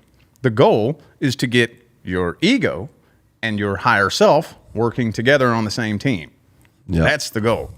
Like, some of the most spiritually misled people I've met in my life are people who go by that. Get rid of the ego. Get rid of the ego. And it's like, well, you're operating more out of ego than anything, saying something stupid like that. You know, Right. like you are this avatar body that you're wearing. This is your ego. Everything physical about you is your ego. You're not going to get rid of that. If you get rid of that, you're dead. Exactly. Like that. I mean, like that's like saying like your eyes are red when they're not. They're blue. That identification is simple ego understanding. You're wearing an Under Armour hat. Okay, that's not just a hat. It's an Under Armour hat by Under Armour. So at least I know it's representing something. Countries are not defined by blank flags. Like, you know what I mean? And somebody said it, and this is a funny joke. I have no problem saying it, is too. Like all the people who don't show their faces, they got seen by the people at the pharmacies over the last 3 years. Good one. Yeah, no, there's just Only half their face. no, there's just so many misleading beliefs in the spiritual community, you know, and that's just one that's always driven me so fucking insane. Is because I mean, people will say that, oh, you're egotistical, and that's where the misuse of the word narcissist comes from. You know, there's all these buzzwords in the spiritual community, and narcissism and ego go in there hand in hand. You know, I don't know if I talked about this, but to kind of take a left-hand turn, like at one point, I didn't believe in the whole narcissist thing. Like I didn't even believe in it at one point. Because you hear that word thrown around the spiritual community so much. Narcissist, narcissist, narcissist, narcissist, narcissist, narcissist. And then finally one time somebody called me a narcissist. And this was a long time ago, but it struck a nerve. I was like, oh shit. Well, am I? If I am, I want to know. So I dove in and I started doing research. And I researched the shit out of this. And after a couple of months, I'm like, okay, yes, I do a few of these things, but every person I've ever met in my life does a few of these things. But I've never met one human being in my entire life that fits this whole description. That doesn't even sound right. But then I attracted a fucking narcissist. I attracted a real one into my life, and I learned, oh my God, well, they exist. They're out there, but just not in the numbers that people say they are. And that It's very rare. yeah, it is very rare. But I was going to say, somebody in here said, news people, Hollywood is not going to lead the ascension. And that's exactly a statement that I would agree with, except the facts aren't saying it when this whole spiritual community can't show their face and Hollywood can. yeah. That's the irony of the whole thing. So I know that person thought that they had a snarky thing with no picture to say it. But yet, how is the influence happening on people that has been negative is because Hollywood shows their face. So the only way for us to reverse that process is for the spiritual community to show their face and be the ones that are showing their face and showing their true representation of themselves in the opposite way that Hollywood has, and that will change it. So you want to change it, yet you think, well, I'm going to do the opposite of Hollywood, so I won't show my face.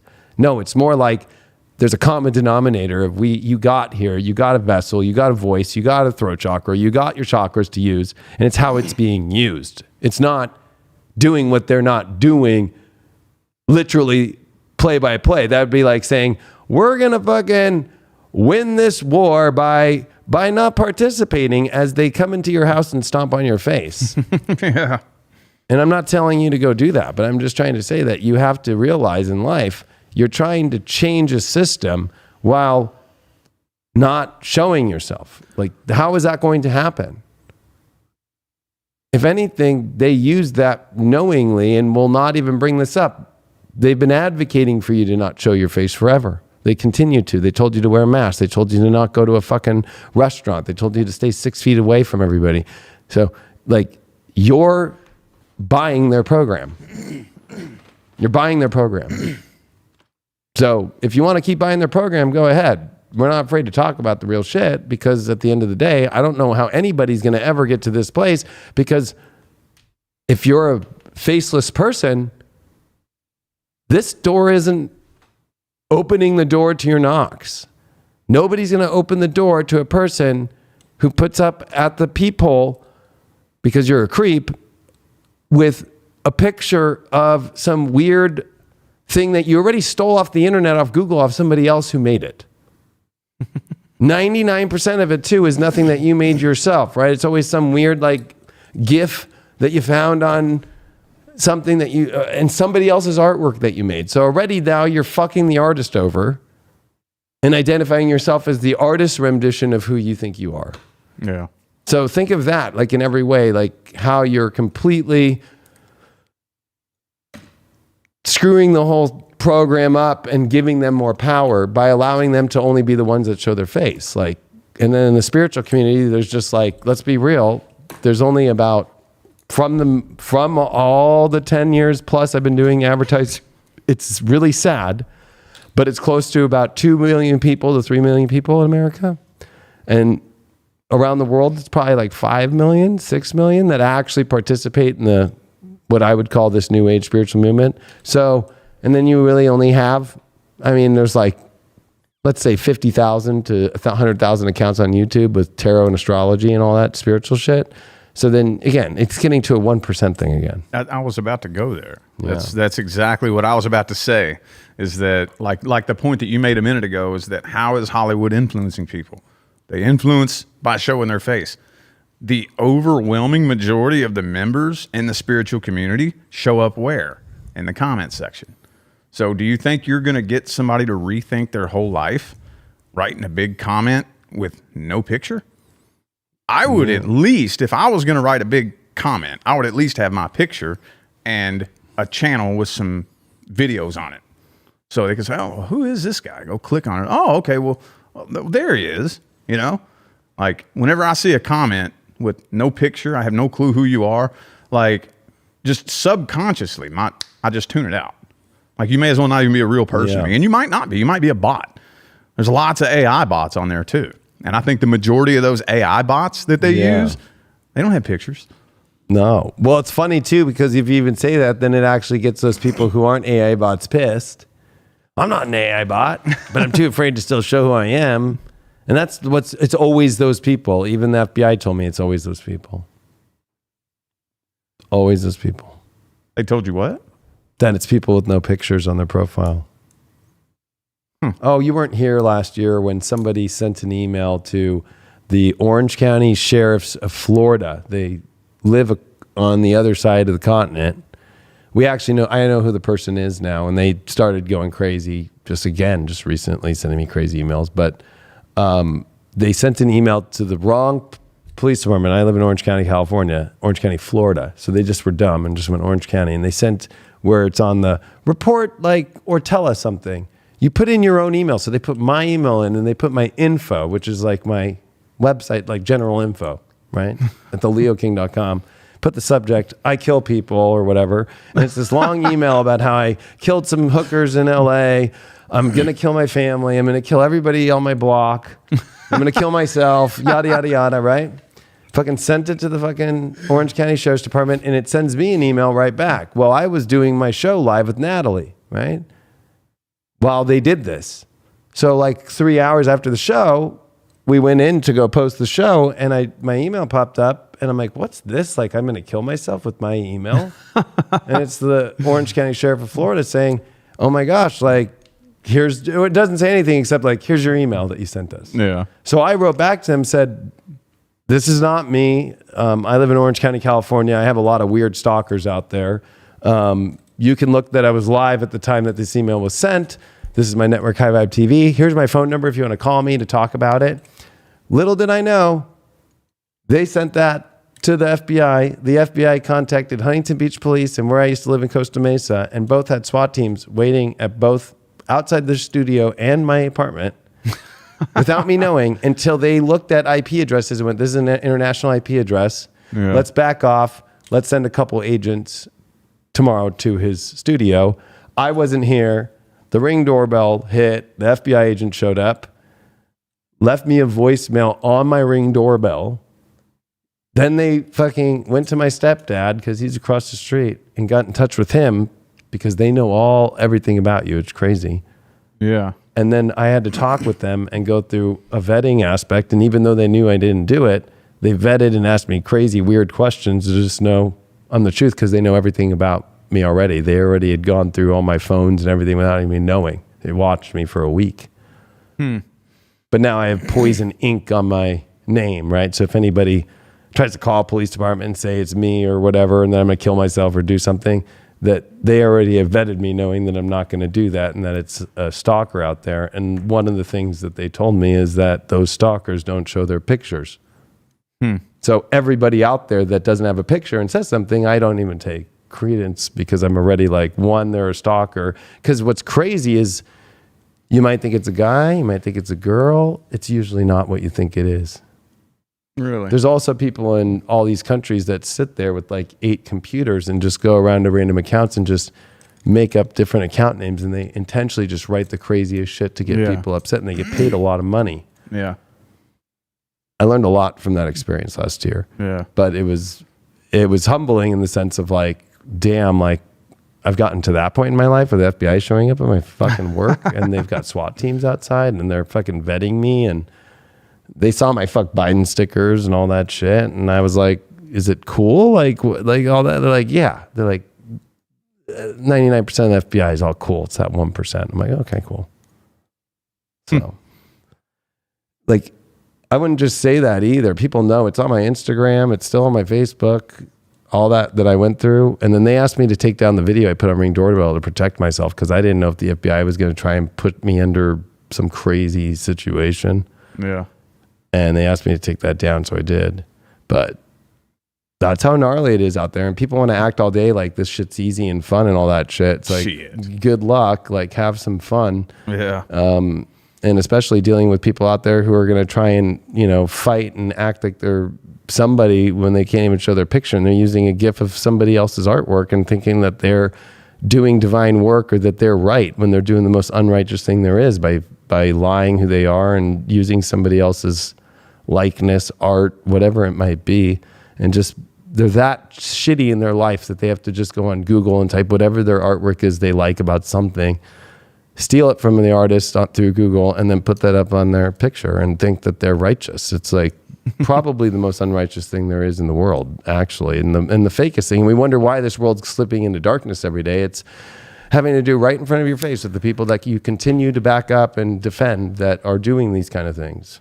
So yeah, I have unfortunately learned the hard way that there is a massive influx of schizophrenia in the spiritual community. A lot. That most of us who are here doing the real work, I've never publicized it, never talked about it, but just within the first year of my career, I would get so many emails of, like, I'm talking 30, 40, 50 pages of psychobabble. Right. And I'm thinking, whoa, that I don't know what's going on with that person, block them and whatever. Then another one would come in. Then another one, and then another one, and then another. I'm like, what is going on with all these people writing me these emails with psychobabble, thinking that they're my twin flame and they've had a telepathic conversation with me and we had a kid together on a different planet. I know. And all this crazy shit. And then this one time, I didn't quite have it that bad, but I went into a gas station bathroom and walked out, and I heard, "Hey, Rich." And I went, and she said, "My name is something. I'm your twin flame." And I went, what the fuck? Apparently, this lady figured out the general vicinity in which I was living, drove across the country, and camped out in her car for like a week until she saw me walk into a gas station one day and tracked me down there. And I'm like, oh shit. This is the real fucking deal, isn't it? This is the shit that we go through behind the scenes that I don't know. I've talked about it a little bit, but like you said, people think this shit's easy. No, not really. There's a lot of shit that goes on behind the scenes that I don't talk about personally. And yeah, I had no clue who that lady was. None of these people ever have a profile picture, ever. And most of the time too, have you noticed this? They don't even have their name up there. It'll be some they'll make some weird name up. Raven Moonlight or something like that, you know? Like, well, it got so crazy to where over the last 3 years it's just like 13 over the country drives to this door at the studio. One of them tried to kick the door open with a gun. Oh shit. The back door. And I screamed back and I said, hey, I'm loaded too. Fucking called the police and they got chased around. I've had poor Ann. There's been guys. There's been people who've slept on the side here, waited for us. They've knocked on the door. I've had to like lock it. I've had to like get Ann in my truck, fucking roll up, push the person like crazy away and scream at them, get Ann in her car and protect her and fucking get her out of here. It's been insane how many people. And I have it all on video. And it's funny because these people, they can't let it go. So they'll go away for 6-7 months and then they'll join High Vibe, pay the money a month to go under the comments and say crazy shit, and it'll be the same name, you know? Or there's been ones that change their name and we can all see I've made it to where if you change your name on High Vibe and you make comments, it doesn't matter, that name change will stay on the same profile. Oh. So they expose themselves, you know? It's like you can't just keep shifting profiles, you know? Yeah. And it's really sad to see how much of that there is in this community. Yeah. But there's also the opposite. There's so many good. Oh, absolutely. It's a small fraction, but the schizophrenia is real. And this card could be a thing of schizophrenia, especially when you talk about, I think this person's my twin, when you've never talked to them. Yeah. Like no twin is going to have the same synchronicity if they're not feeling it too together. Mm-hmm. There's no relationship, no nothing. If it's just you, there's two people in this card. There's two sets of wands. It's parallels. We're in parallel together. We're in alignment together because I feel that and you feel that. And we have communicated that. Not, I feel that, you're this, and that's just what it is. Anybody who's in that place, in anything in life, already you've lost. Already that's the most embarrassing thing. And then that's where it becomes like, man, I'll say the last one that was one of the craziest ones. It just happened about a year ago. This girl showed up, somehow got one of my work cell phone number, and was saying all this crazy shit like, my boyfriend's kicking me out, I'm fucking a sex worker, I forgot the whole thing. And I was with Craig, and so it was about a year and a half ago, and fucking some boyfriend drops this girl off here. And she's like crazy. And I'm like, I'm not going out there. And Craig went out there and talked to her. And she fucking had all of her shit. And she's like, he needs to take me in. And I'm his twin. And blah, blah, blah, blah. And so we're like, no. And the boyfriend fucking threw her out of the car and pieced out because he didn't want to deal with her. Wow. And I'm like, I don't give a fuck, Craig. You're telling that bitch fucking stay way the fuck out there. And that's it. Or maybe it was Brian. I forgot who it was, but it was just recent. It was fucking horrible to see these people just bounce from people to get to where they want to go and think that the person will just take them in. When it's the opposite. It's like, that is the most repelling energy. Like, I don't even want to talk to you. Like, you know what I mean? Like, there's so much of it, and it's sad. This community has got, the ones that feed that energy are really bad. And the worst is you see under the comments like, yeah, go get him. Or there was one that I didn't even understand in the Facebook group of High Vibe on the Leo King Facebook group where they're like, I'm 2,000 miles away. I'm 1,000 miles away. And I'm working or something. I have no idea this is happening. And there's all these people underneath. Go get it. Go see him. Go make it happen. Turned out to be the fucking craziest person ever that then followed all of us when we went to do a shoot and just showed up at my car like, hello. You should probably hire security, dude. That's one reason why I haven't done a meet and greet. I'll be 100% honest with you. I did it one time. And that crazy stalker lady I just told you about, she followed me there to that meet and greet, which she first caught me up in fucking Idaho. and I had a meet and greet down in Salt Lake City. She followed me down to Salt Lake City.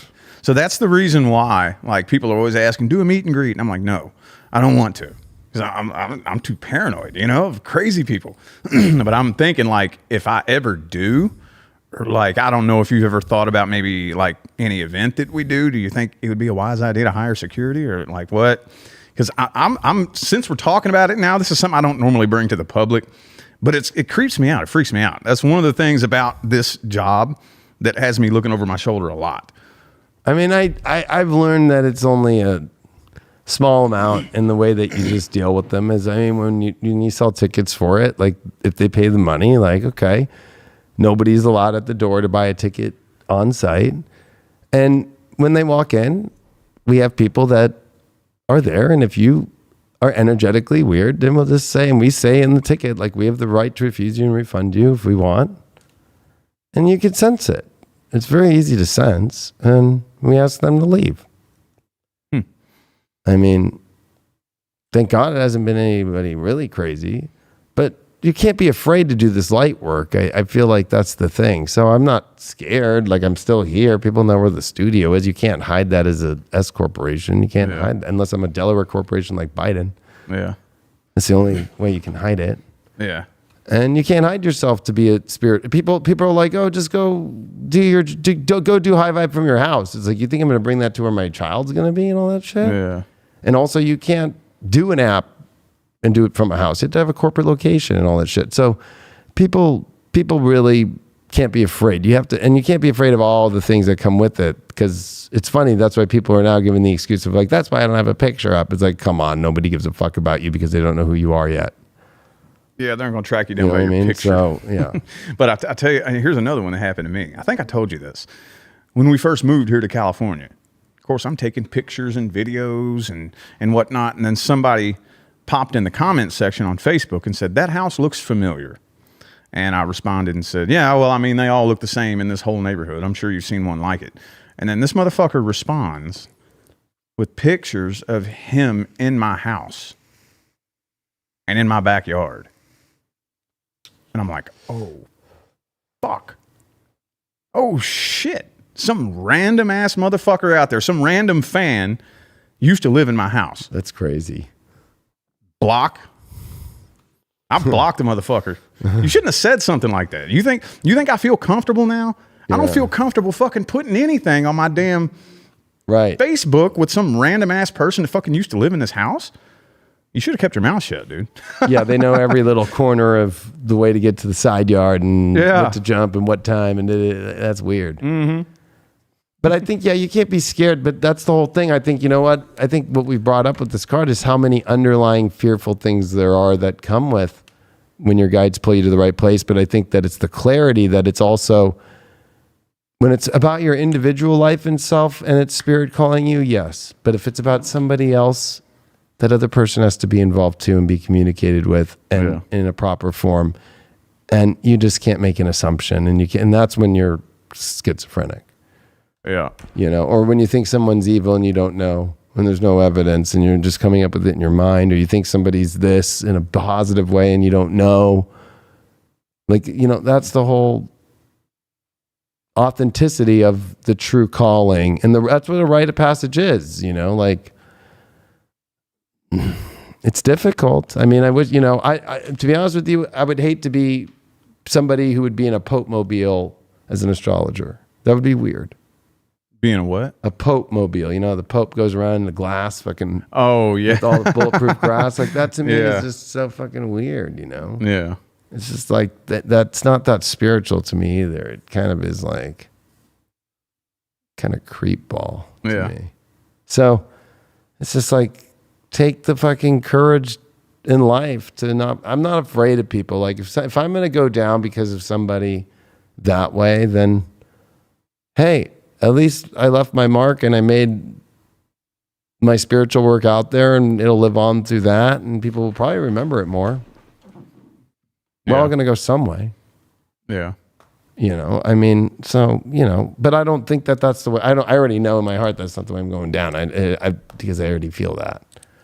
But I feel like that's where the idea of community and That's actually what's weird about this card, because there are people at the other side of this where you don't know who they are. You can't be afraid to see. You can't be afraid to see what's on the other side when you make your transitions in your life, or when you deal with the spiritual community and you go to different events and you meet different people and you find out the fake ones, you find out the real ones, and a lot of people have respect, and a lot of more than all of them, except for just the hundreds. But when you think of the hundreds of thousands there are, it's like, that's it, just hundreds. It seems like a lot though, because I mean, if you work at a job nowadays, like, fucking people come in and rob stores and do crazy shit. Yeah. So, I don't know. Yeah. No, I just wanted to, get your take on that, because it's something I don't talk about a whole lot, I mean, it is the real fucking. I mean, people know I embarrass the fuck out of them, and I put the Ring video up, and I fucking tear them down, and I ruin their life. Oh, that shit. way. Like, don't you ever fucking dare come back. And I put the Ring videos up. It's all on my Instagram over all the years. It's hilarious. I'll have to go find that. Yeah, like I straight up, I'm like, look, I've had people just show up at the door like Oh shit. and then on the Ring doorbell, like, as I'm calling the police, then I like get the little audio that I have out that's like, the police have been called. Please back away from the building. Like, it's like a recording, and I put that on the Ring doorbell, and the one girl is sitting there, and it's just going off like, police have been called. Like, she came all fentanyled out or something. Oh wow. Like, it's been wild, but I just destroy them online. I don't care. I wouldn't either. I think it's hilarious. People think it's hilarious, and some people get all like sad for them. I'm like, do you realize this person's trying to break into the building and cause crazy shit? Ah, fuck them. Let them come try to do this. This is some work that your average person probably couldn't even fucking handle. You couldn't even fucking handle it.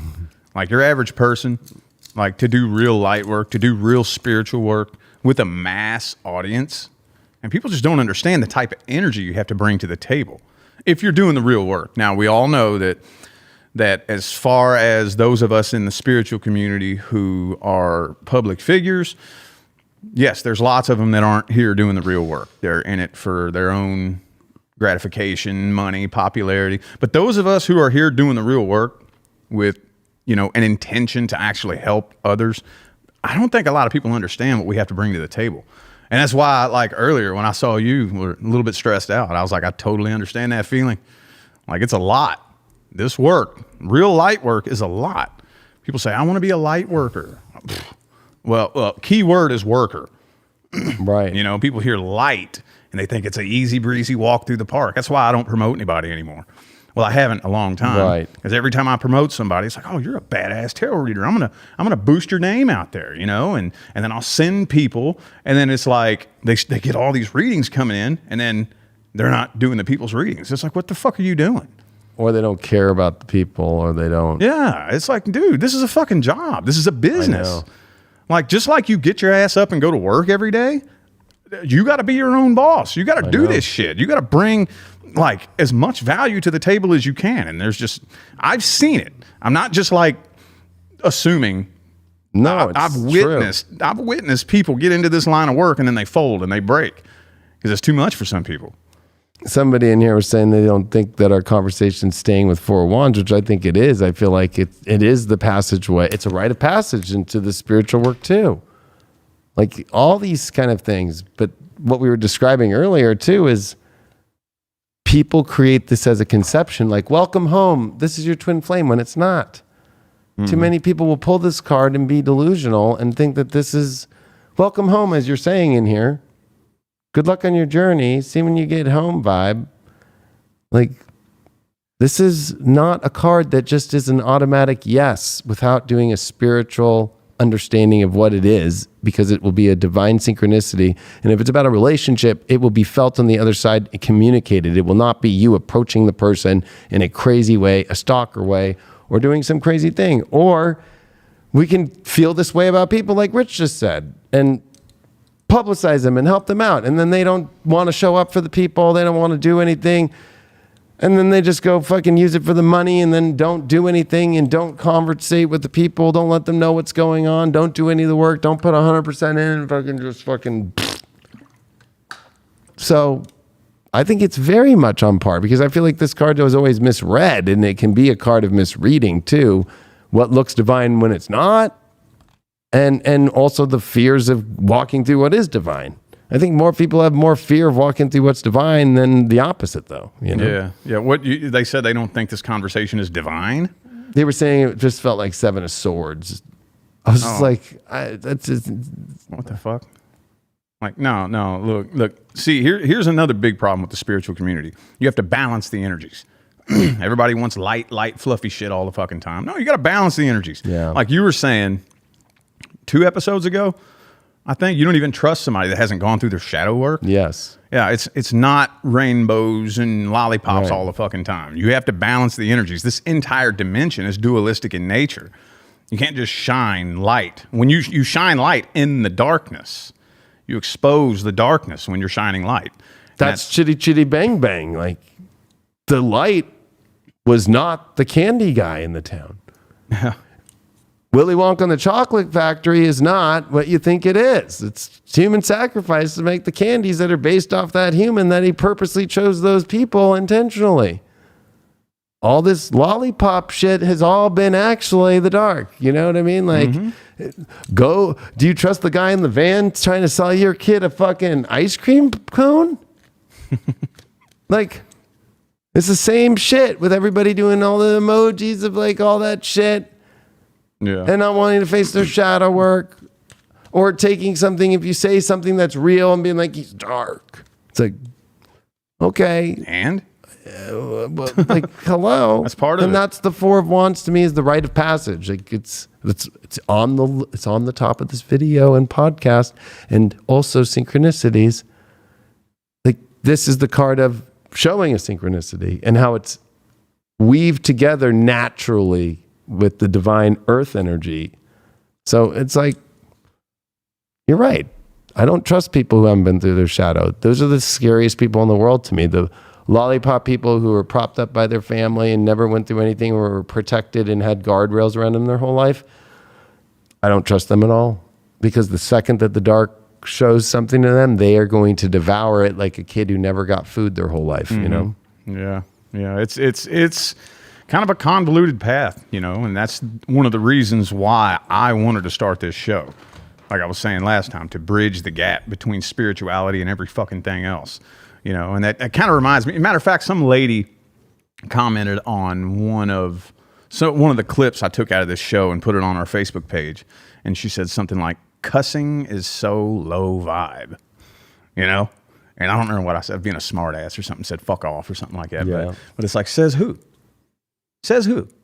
Who says cussing is low vibe? Says who? Says one person and you believed it. Yeah. And that's the reason why. That's the reason I put that video on Instagram where the word shit comes from. Yeah. And like the word fuck. Right. You know where the word fuck came from? I forgot. Check this out. Back in the day, during King Henry's time, like they used to have whorehouses. Prostitution was legal. But they started having problems with venereal diseases getting spread, you know, to all the people. So they started going through and testing all the prostitutes to see who, you know, had venereal diseases. And the ones that came up clean with no diseases, they would put F-U-C-K on the door, which stood for fornication under the consent of the king. Damn. Who says that's a cuss word? Right. Says who? Because one person was offended and said, that's a cuss word. So now, because everybody agrees with it, that makes it low vibe? No. It's not the way that it works. You just answered my prayers of why I love that word so much, and especially I love King Henry VIII. And I'm sure you've been in my personal library. I have paintings of him up there. Yeah. That's crazy. It's also been proven, and I've showed this many times, but that in psychology, people who cuss are the only ones that are real and are the most real people that are not lying. Yeah. People who don't cuss lie. Yeah. So it's like, it's not only in the data and the neuroscience of our brains and how people work and their expressions and their so forth. And it's also in a word that, a saying that was made of something that was clean and not dirty. Yeah. Yep. And you know what? I don't think the word fuck is used because of something that's dirty. It's always like a clean, like, fuck yes. Yeah. Right? Or that's fucking crazy. That's adding, it's a word, the only word that can add emphasis to anything to the point to where you don't need to use another word. Yeah. So to me, the highest vibe is to where you can puncture to something where, whether that's God, it's like that. It's like, okay, yeah, like we're talking about God. Boom. I don't need to go much farther. We're talking about how that is fucking amazing. Okay, like that. Now it's really amazing. Now instead of it's amazing. Oh, okay. Yeah. I'm not that interested until you tell me this shit is the fucking shit. Okay, I'm in. I'm not in if there's no fuck. And you could tell if somebody fakes it, like, it's fucking amazing. No. Like, fuck is a word that's used with emphasis. And believe it or not, if it was so bad, here on YouTube, and we both are YouTube creators, believe it or not, we're allowed to use that word and get monetized.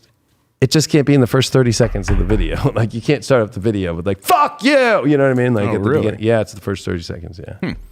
That's interesting. But I mean, I think the wires get crossed because people don't understand what high vibration and low vibration even means. Yeah. Like, if the simple fact that you think that cussing is low vibe is a vibrational state. It's a feeling, anger, jealousy, resentment.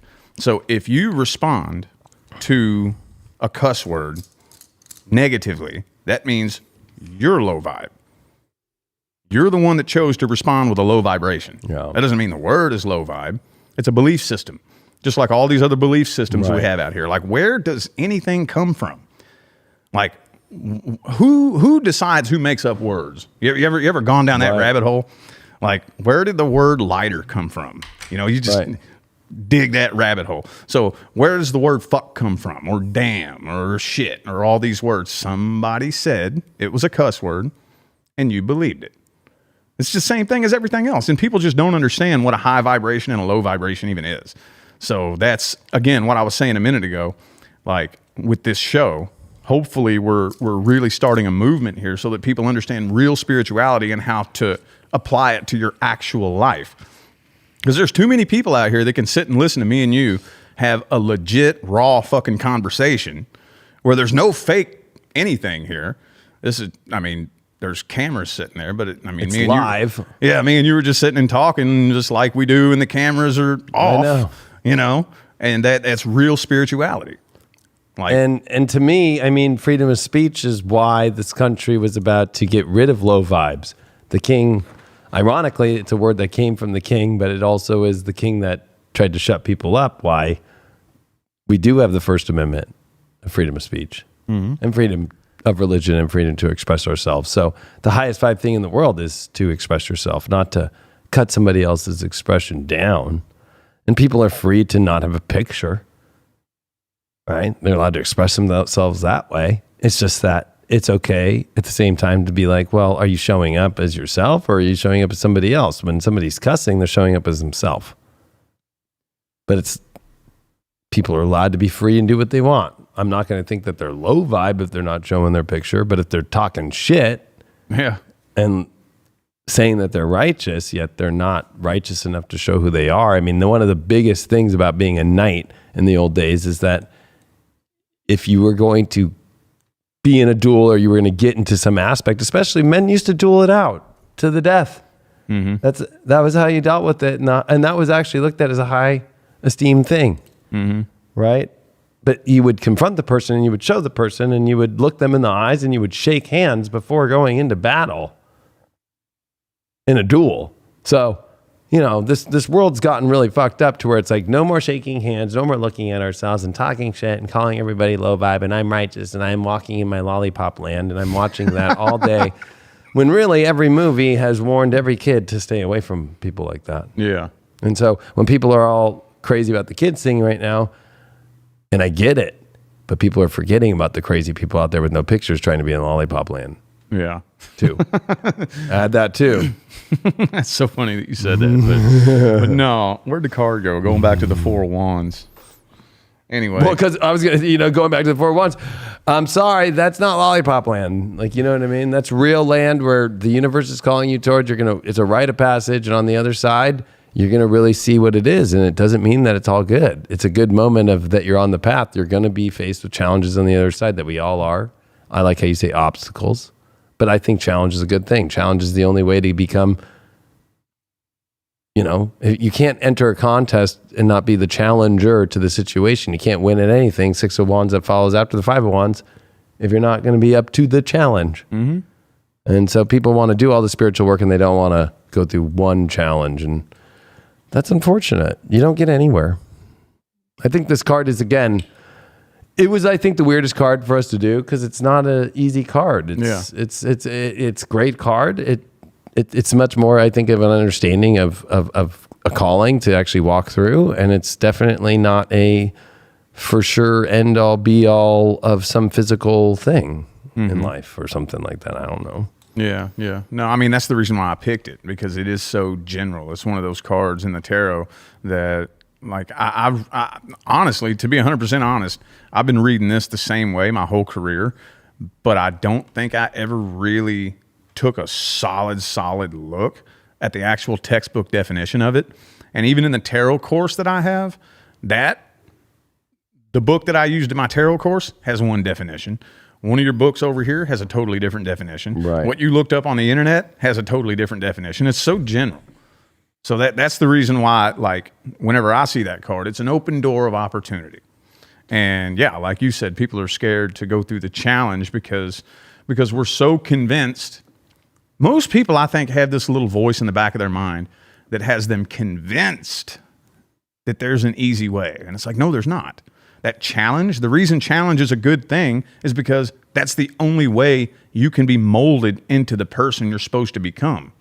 Encountering challenges, learning from them and growing over and over and over and over. That's the reason why a few minutes ago you were saying, we would all go back and do something different. And I honestly have to disagree. I don't think I would. I was saying that would be worse if we went back and did it different because we wouldn't be who we are. So I agree. It reminds me of this. Let's say somebody's like, I got a new job and I'm so excited for it. It's this vision. And I'm walking to it. But when you get there, the first day, the getting to know the people, the da-da-da-da, that's always what's on the other side of this card. Or a good example is driving. For me, used to live in Vegas, but I drive to Vegas to go have fun.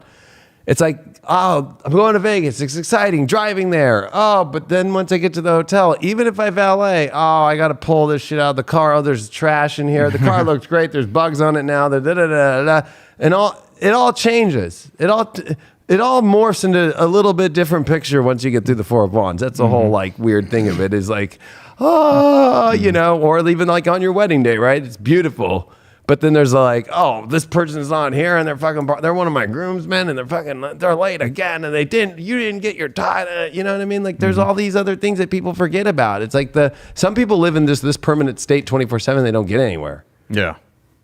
Like, oh, it's just about, I'm going to the thing. I'm going on vacation in 2 weeks. And that's all you think about. And you miss 2 weeks of your life. You might as well give that to somebody else that would use it 2 weeks way better. Yeah. Well, I mean, because what we tend to do is we draw a picture in our mind of what we think it's going to be like.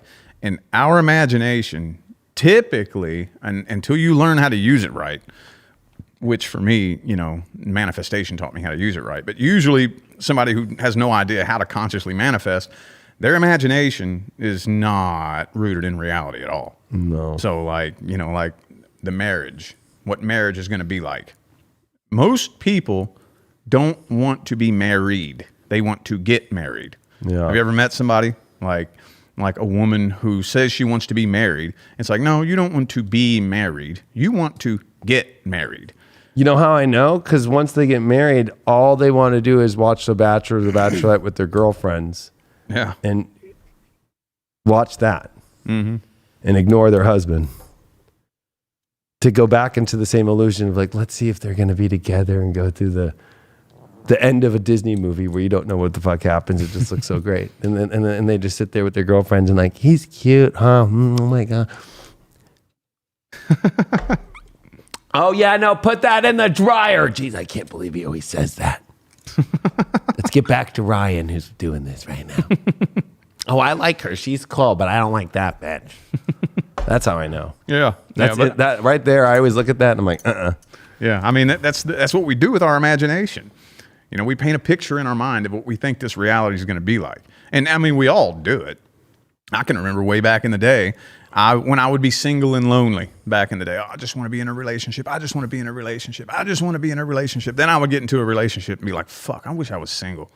Fuck, this is not what I thought it was going to be. This is not the picture I had painted in my imagination of what it was going to be like. And that's what we do. We paint pictures in our minds of what we think something is going to be. We go chase after it. Then we bitch because it doesn't match up with the picture that we painted in our imagination. So it's like the grass is always greener on the other side. So we're constantly trying to hop fences, when in reality, the reason why the grass is greener on the other side is because you killed the grass you were standing on. right. So you go hop that fence, you're going to kill that fucking grass too. You got to take care of the damn grass you're standing on. You know what I'm saying? Right. And somebody in here is like, well, that's like men in watching sports. I'm like, well, I don't think men are watching sports talking to guys about the girls' sports. Guys don't really watch girls' sports much.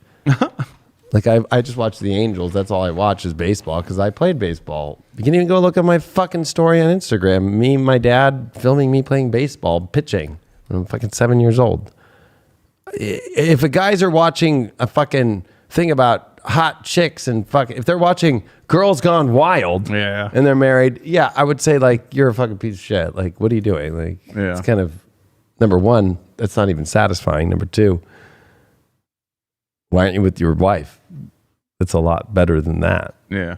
Like, so that excuse is not. It's actually the subconscious aspect of how television has wired women extremely with this whole like, look at who's going to be the, because you can just look at the numbers, the Nielsen ratings. Go look them up. How many women are watching Kardashians and how many divorces and breakups and fucking over the guy and turning this guy and yelling. I can't even believe some of these stories I just saw recently. It's like they're so mad at each other because they felt like they copied each other's wedding and she stole the idea from. I'm like, as they're on their fucking how many husband? Yeah. Where they watch all the shows where, you know, all these shows are about all these women and, oh, we're housewives, but we're going to break up and we're going to get through this. And we're going to cheat and we're going to do all that. Like, look at the Nielsen ratings. The only men that would be there is honestly, I don't even know. Or the woman is forcing the man to watch that shit. Like, that's what's so nice. Like with Sophia and I, like I can go play baseball on Xbox or I could go watch a movie and she can go watch the show she wants in the bedroom on the bed. And then we both meet back up and go back to our lives together. It's like it's not like she's watching shit that's like all about like, ooh, who's this guy?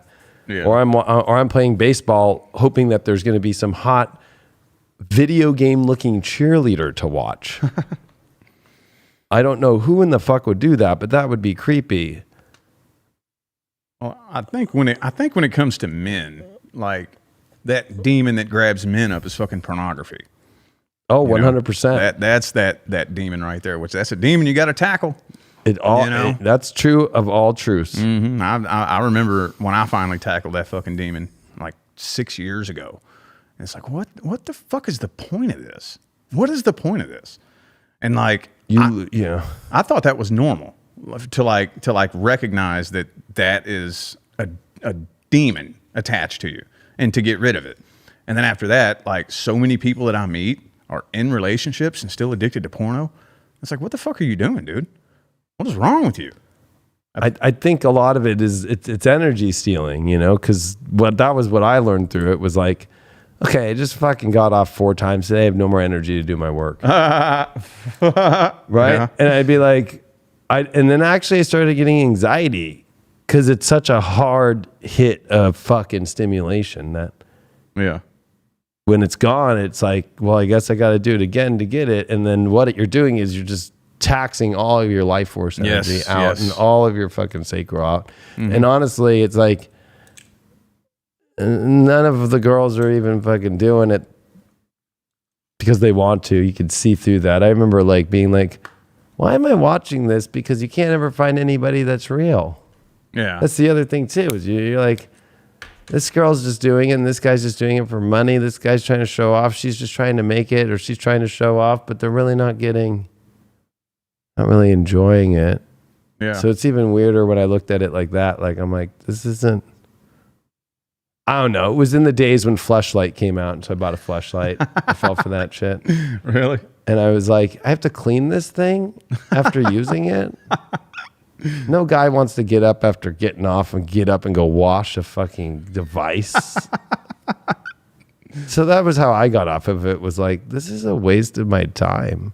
Or when I was in a bad space one time in a relationship, it was used. Mm-hmm. And those things, they're like little, what you think is a positive thing when it's really like you can't find that within yourself. Yeah. It's another external thing, which you said demon, because I feel like anything that's demon is taken away from your soul, true, and energy that you could be doing yourself and living your life with. I don't think you need to be filming a porn, but I also have nothing against people who do porn or whatever. Yeah.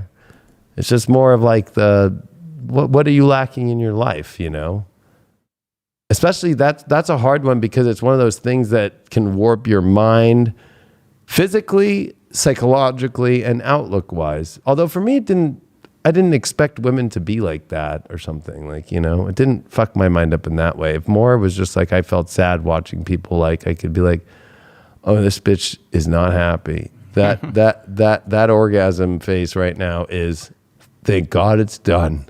Yeah. Get it over. Yeah. Yeah. That's what I always saw. Like, get it over with. Mm-hmm. Hurry. I need my check. Yeah. I mean, it's just a waste of energy anyway. Yeah. To me, like what I always say is like it would be kind of like not eating for like 4 days and then going and watching people eat. Yeah. That'd be weird. Like, what the fuck?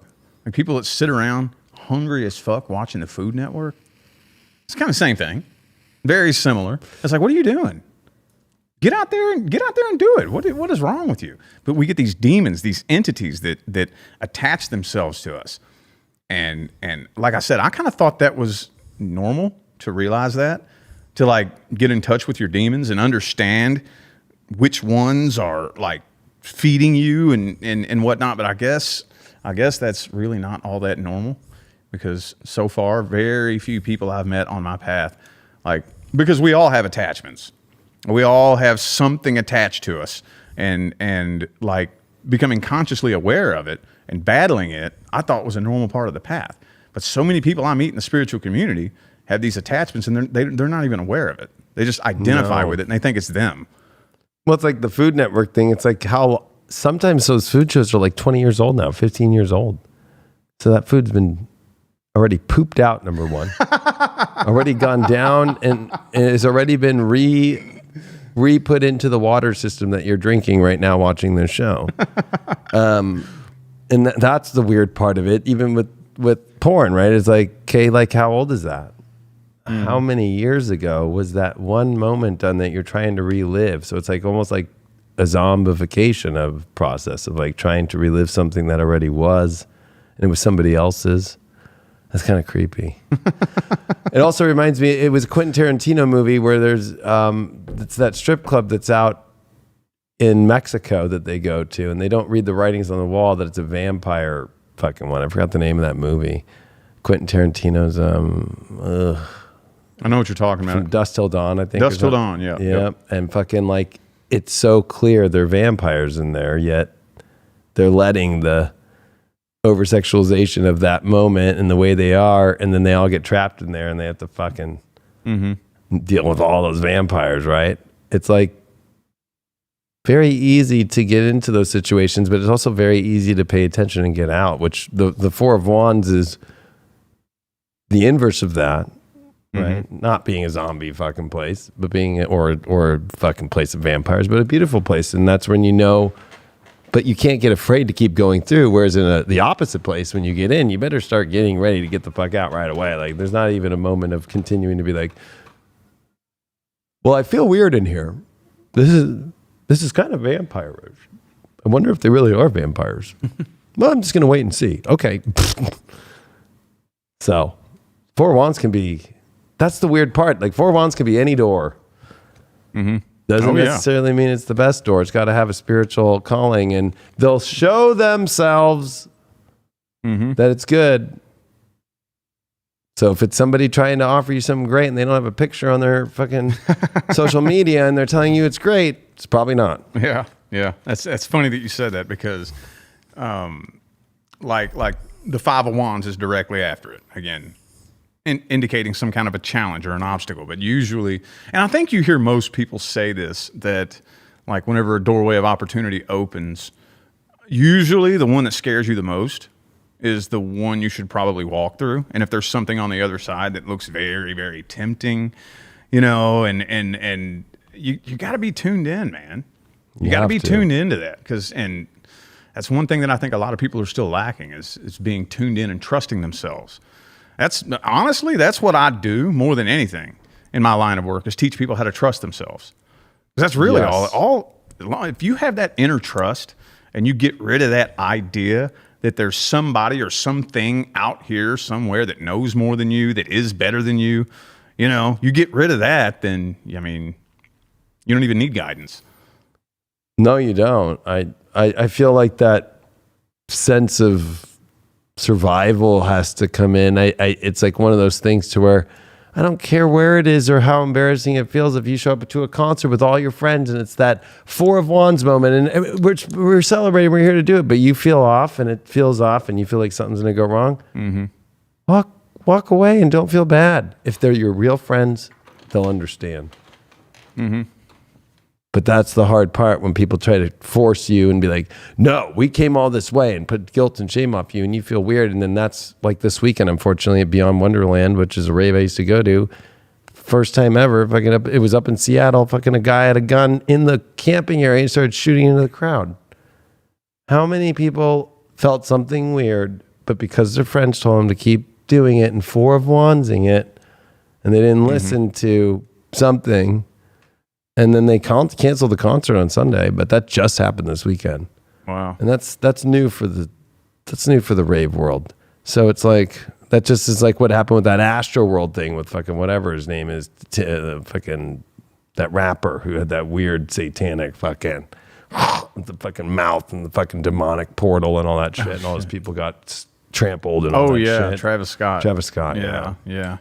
Yeah. I mean, you got to be tuned in. If you're not tuned in, you're lost.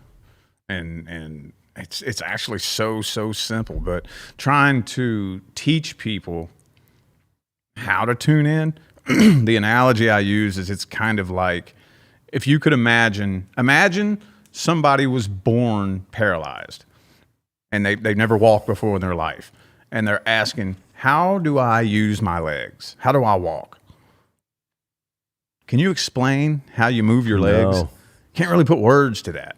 And that's the conundrum I find myself in with a lot of this spiritual work. It's like it's really hard to find words to help people understand that all you have to do is trust yourself. Yes. And if you can develop that self-trust, there's nobody out there that's better than you. There's nobody out there that knows more than you. And if it feels off, if you're about to walk into a place and something feels off, no, I'm not going in there. No, sorry, this didn't feel right. This feels off. Voice it. Who cares if everybody points at you and laughs? You know? Like, that's the thing about the Four of Wands, that it's two other people on the other side, but it's like every door I've ever opened where I went by myself, where I wasn't like, once I got over that being young, like, hey, call my buddy, like, let's go to this thing. When I started walking through doors by myself and finding people on the other side was when I really started manifesting. It was when I lost that insecurity too, of like, I need to have my buddy with me to go through this. I need to have my buddy to go, I need to have somebody to go experience this with me. Once I started going to raves by myself, once I started going to TV shows by myself, I don't know who anybody is here, but oh my God, it's fucking boom. So there's something interesting about the individual walking through this too. The best doors are usually walked through by yourself without the fear of like, I need to have somebody next to me. Everything I've ever done that was on my own by myself that I walked through, I found the gold. Every time it was like, not going to say every time, but but that's what's kind of interesting about it. The Four of Wands kind of is a dualistic card in the sense of like, usually we find these things with our friends, and then there's the moment where you get the door in that same field that you walk through on your own. Well, yeah, a lot of that is because a lot of these doors are opening to a new vibration. Yeah. So very frequently, and I tell my clients this all the time, and as a matter of fact, I was talking about this on my last episode of Mastering the Matrix that I put up, is that, as you move up through the different vibrational bandwidths, people will come and then they'll go. The analogy I use is it's like your radio is tuned to 102.3 and you're turning it to 107.7. So you're passing up a lot of different stations. And as you're passing up those different frequencies, people will come and go and come and go. Now, at some point, eventually, if you have the balls to walk that path, which most people don't, but the universe will bring you somebody who will go through those doors with you. Yeah. But until that person is delivered into your life, you have to be willing to let them go. I'm going through this door. I'm going through this door right here. You can come with me if you want, but if not, later. And then you have to go through it by yourself. Well, I think that people get in that conundrum of like, where somebody sees the divine work, the calling, and that's hard when you have a friend, a partner, anybody who doesn't see it too and is too afraid to go through it, or they're dealing with their own shit themselves. They don't even know where they're at, and they're freaking out about things. And it's like, that's always usually the big moment when you go into your spiritual journey is those are the relationships where you're like, I'm going through this door. You can keep drinking all day fucking here and complaining, and I'm doing this work and walking through this door. And they always talk shit on the positive people. Like, you went to that spiritual event and all those people. It's like, while you were serving alcohol, screaming at me. Okay. That really makes sense. That's unfortunate though. That happens a lot. I see that a lot. And you don't have to be just a girl to be doing that. Guys go through that shit too. So, well, I think it was a great show, and Four Wands definitely is a weird card, but I think it's a beautiful card. Yeah, we pulled it off. I had a feeling it would lead to a few interesting conversations. I think it definitely is the portal to the divine, and then the allusion to the divine. I think it's kind of the how do you it's definitely I think it's one of the, not the ace, but one of the most important tools to have in your spiritual bag, of life. To get to the great places. I think that's the overall understanding. But there is the illusional part too, especially in this tarot community now in the world, where people just look at that card and I go, that's my twin flame, we're getting married. Like, what? I didn't even meet them yet. Yeah. They don't even know who you are. So, well, we'll see you all in the next one. Much love to you all. Follow Rich. He's got readings up. I'm going through a lot this week, so I've moved my readings for this week, and so I'm going through a lot right now. I got a funeral, and I'm doing the death of best friend and then the bringing in of my daughter within the same 2-day period. It's pretty wild. So very, very up and down, but weird at the same time, blessed at the same time. I don't know how to describe it. So much love to you all. Adios.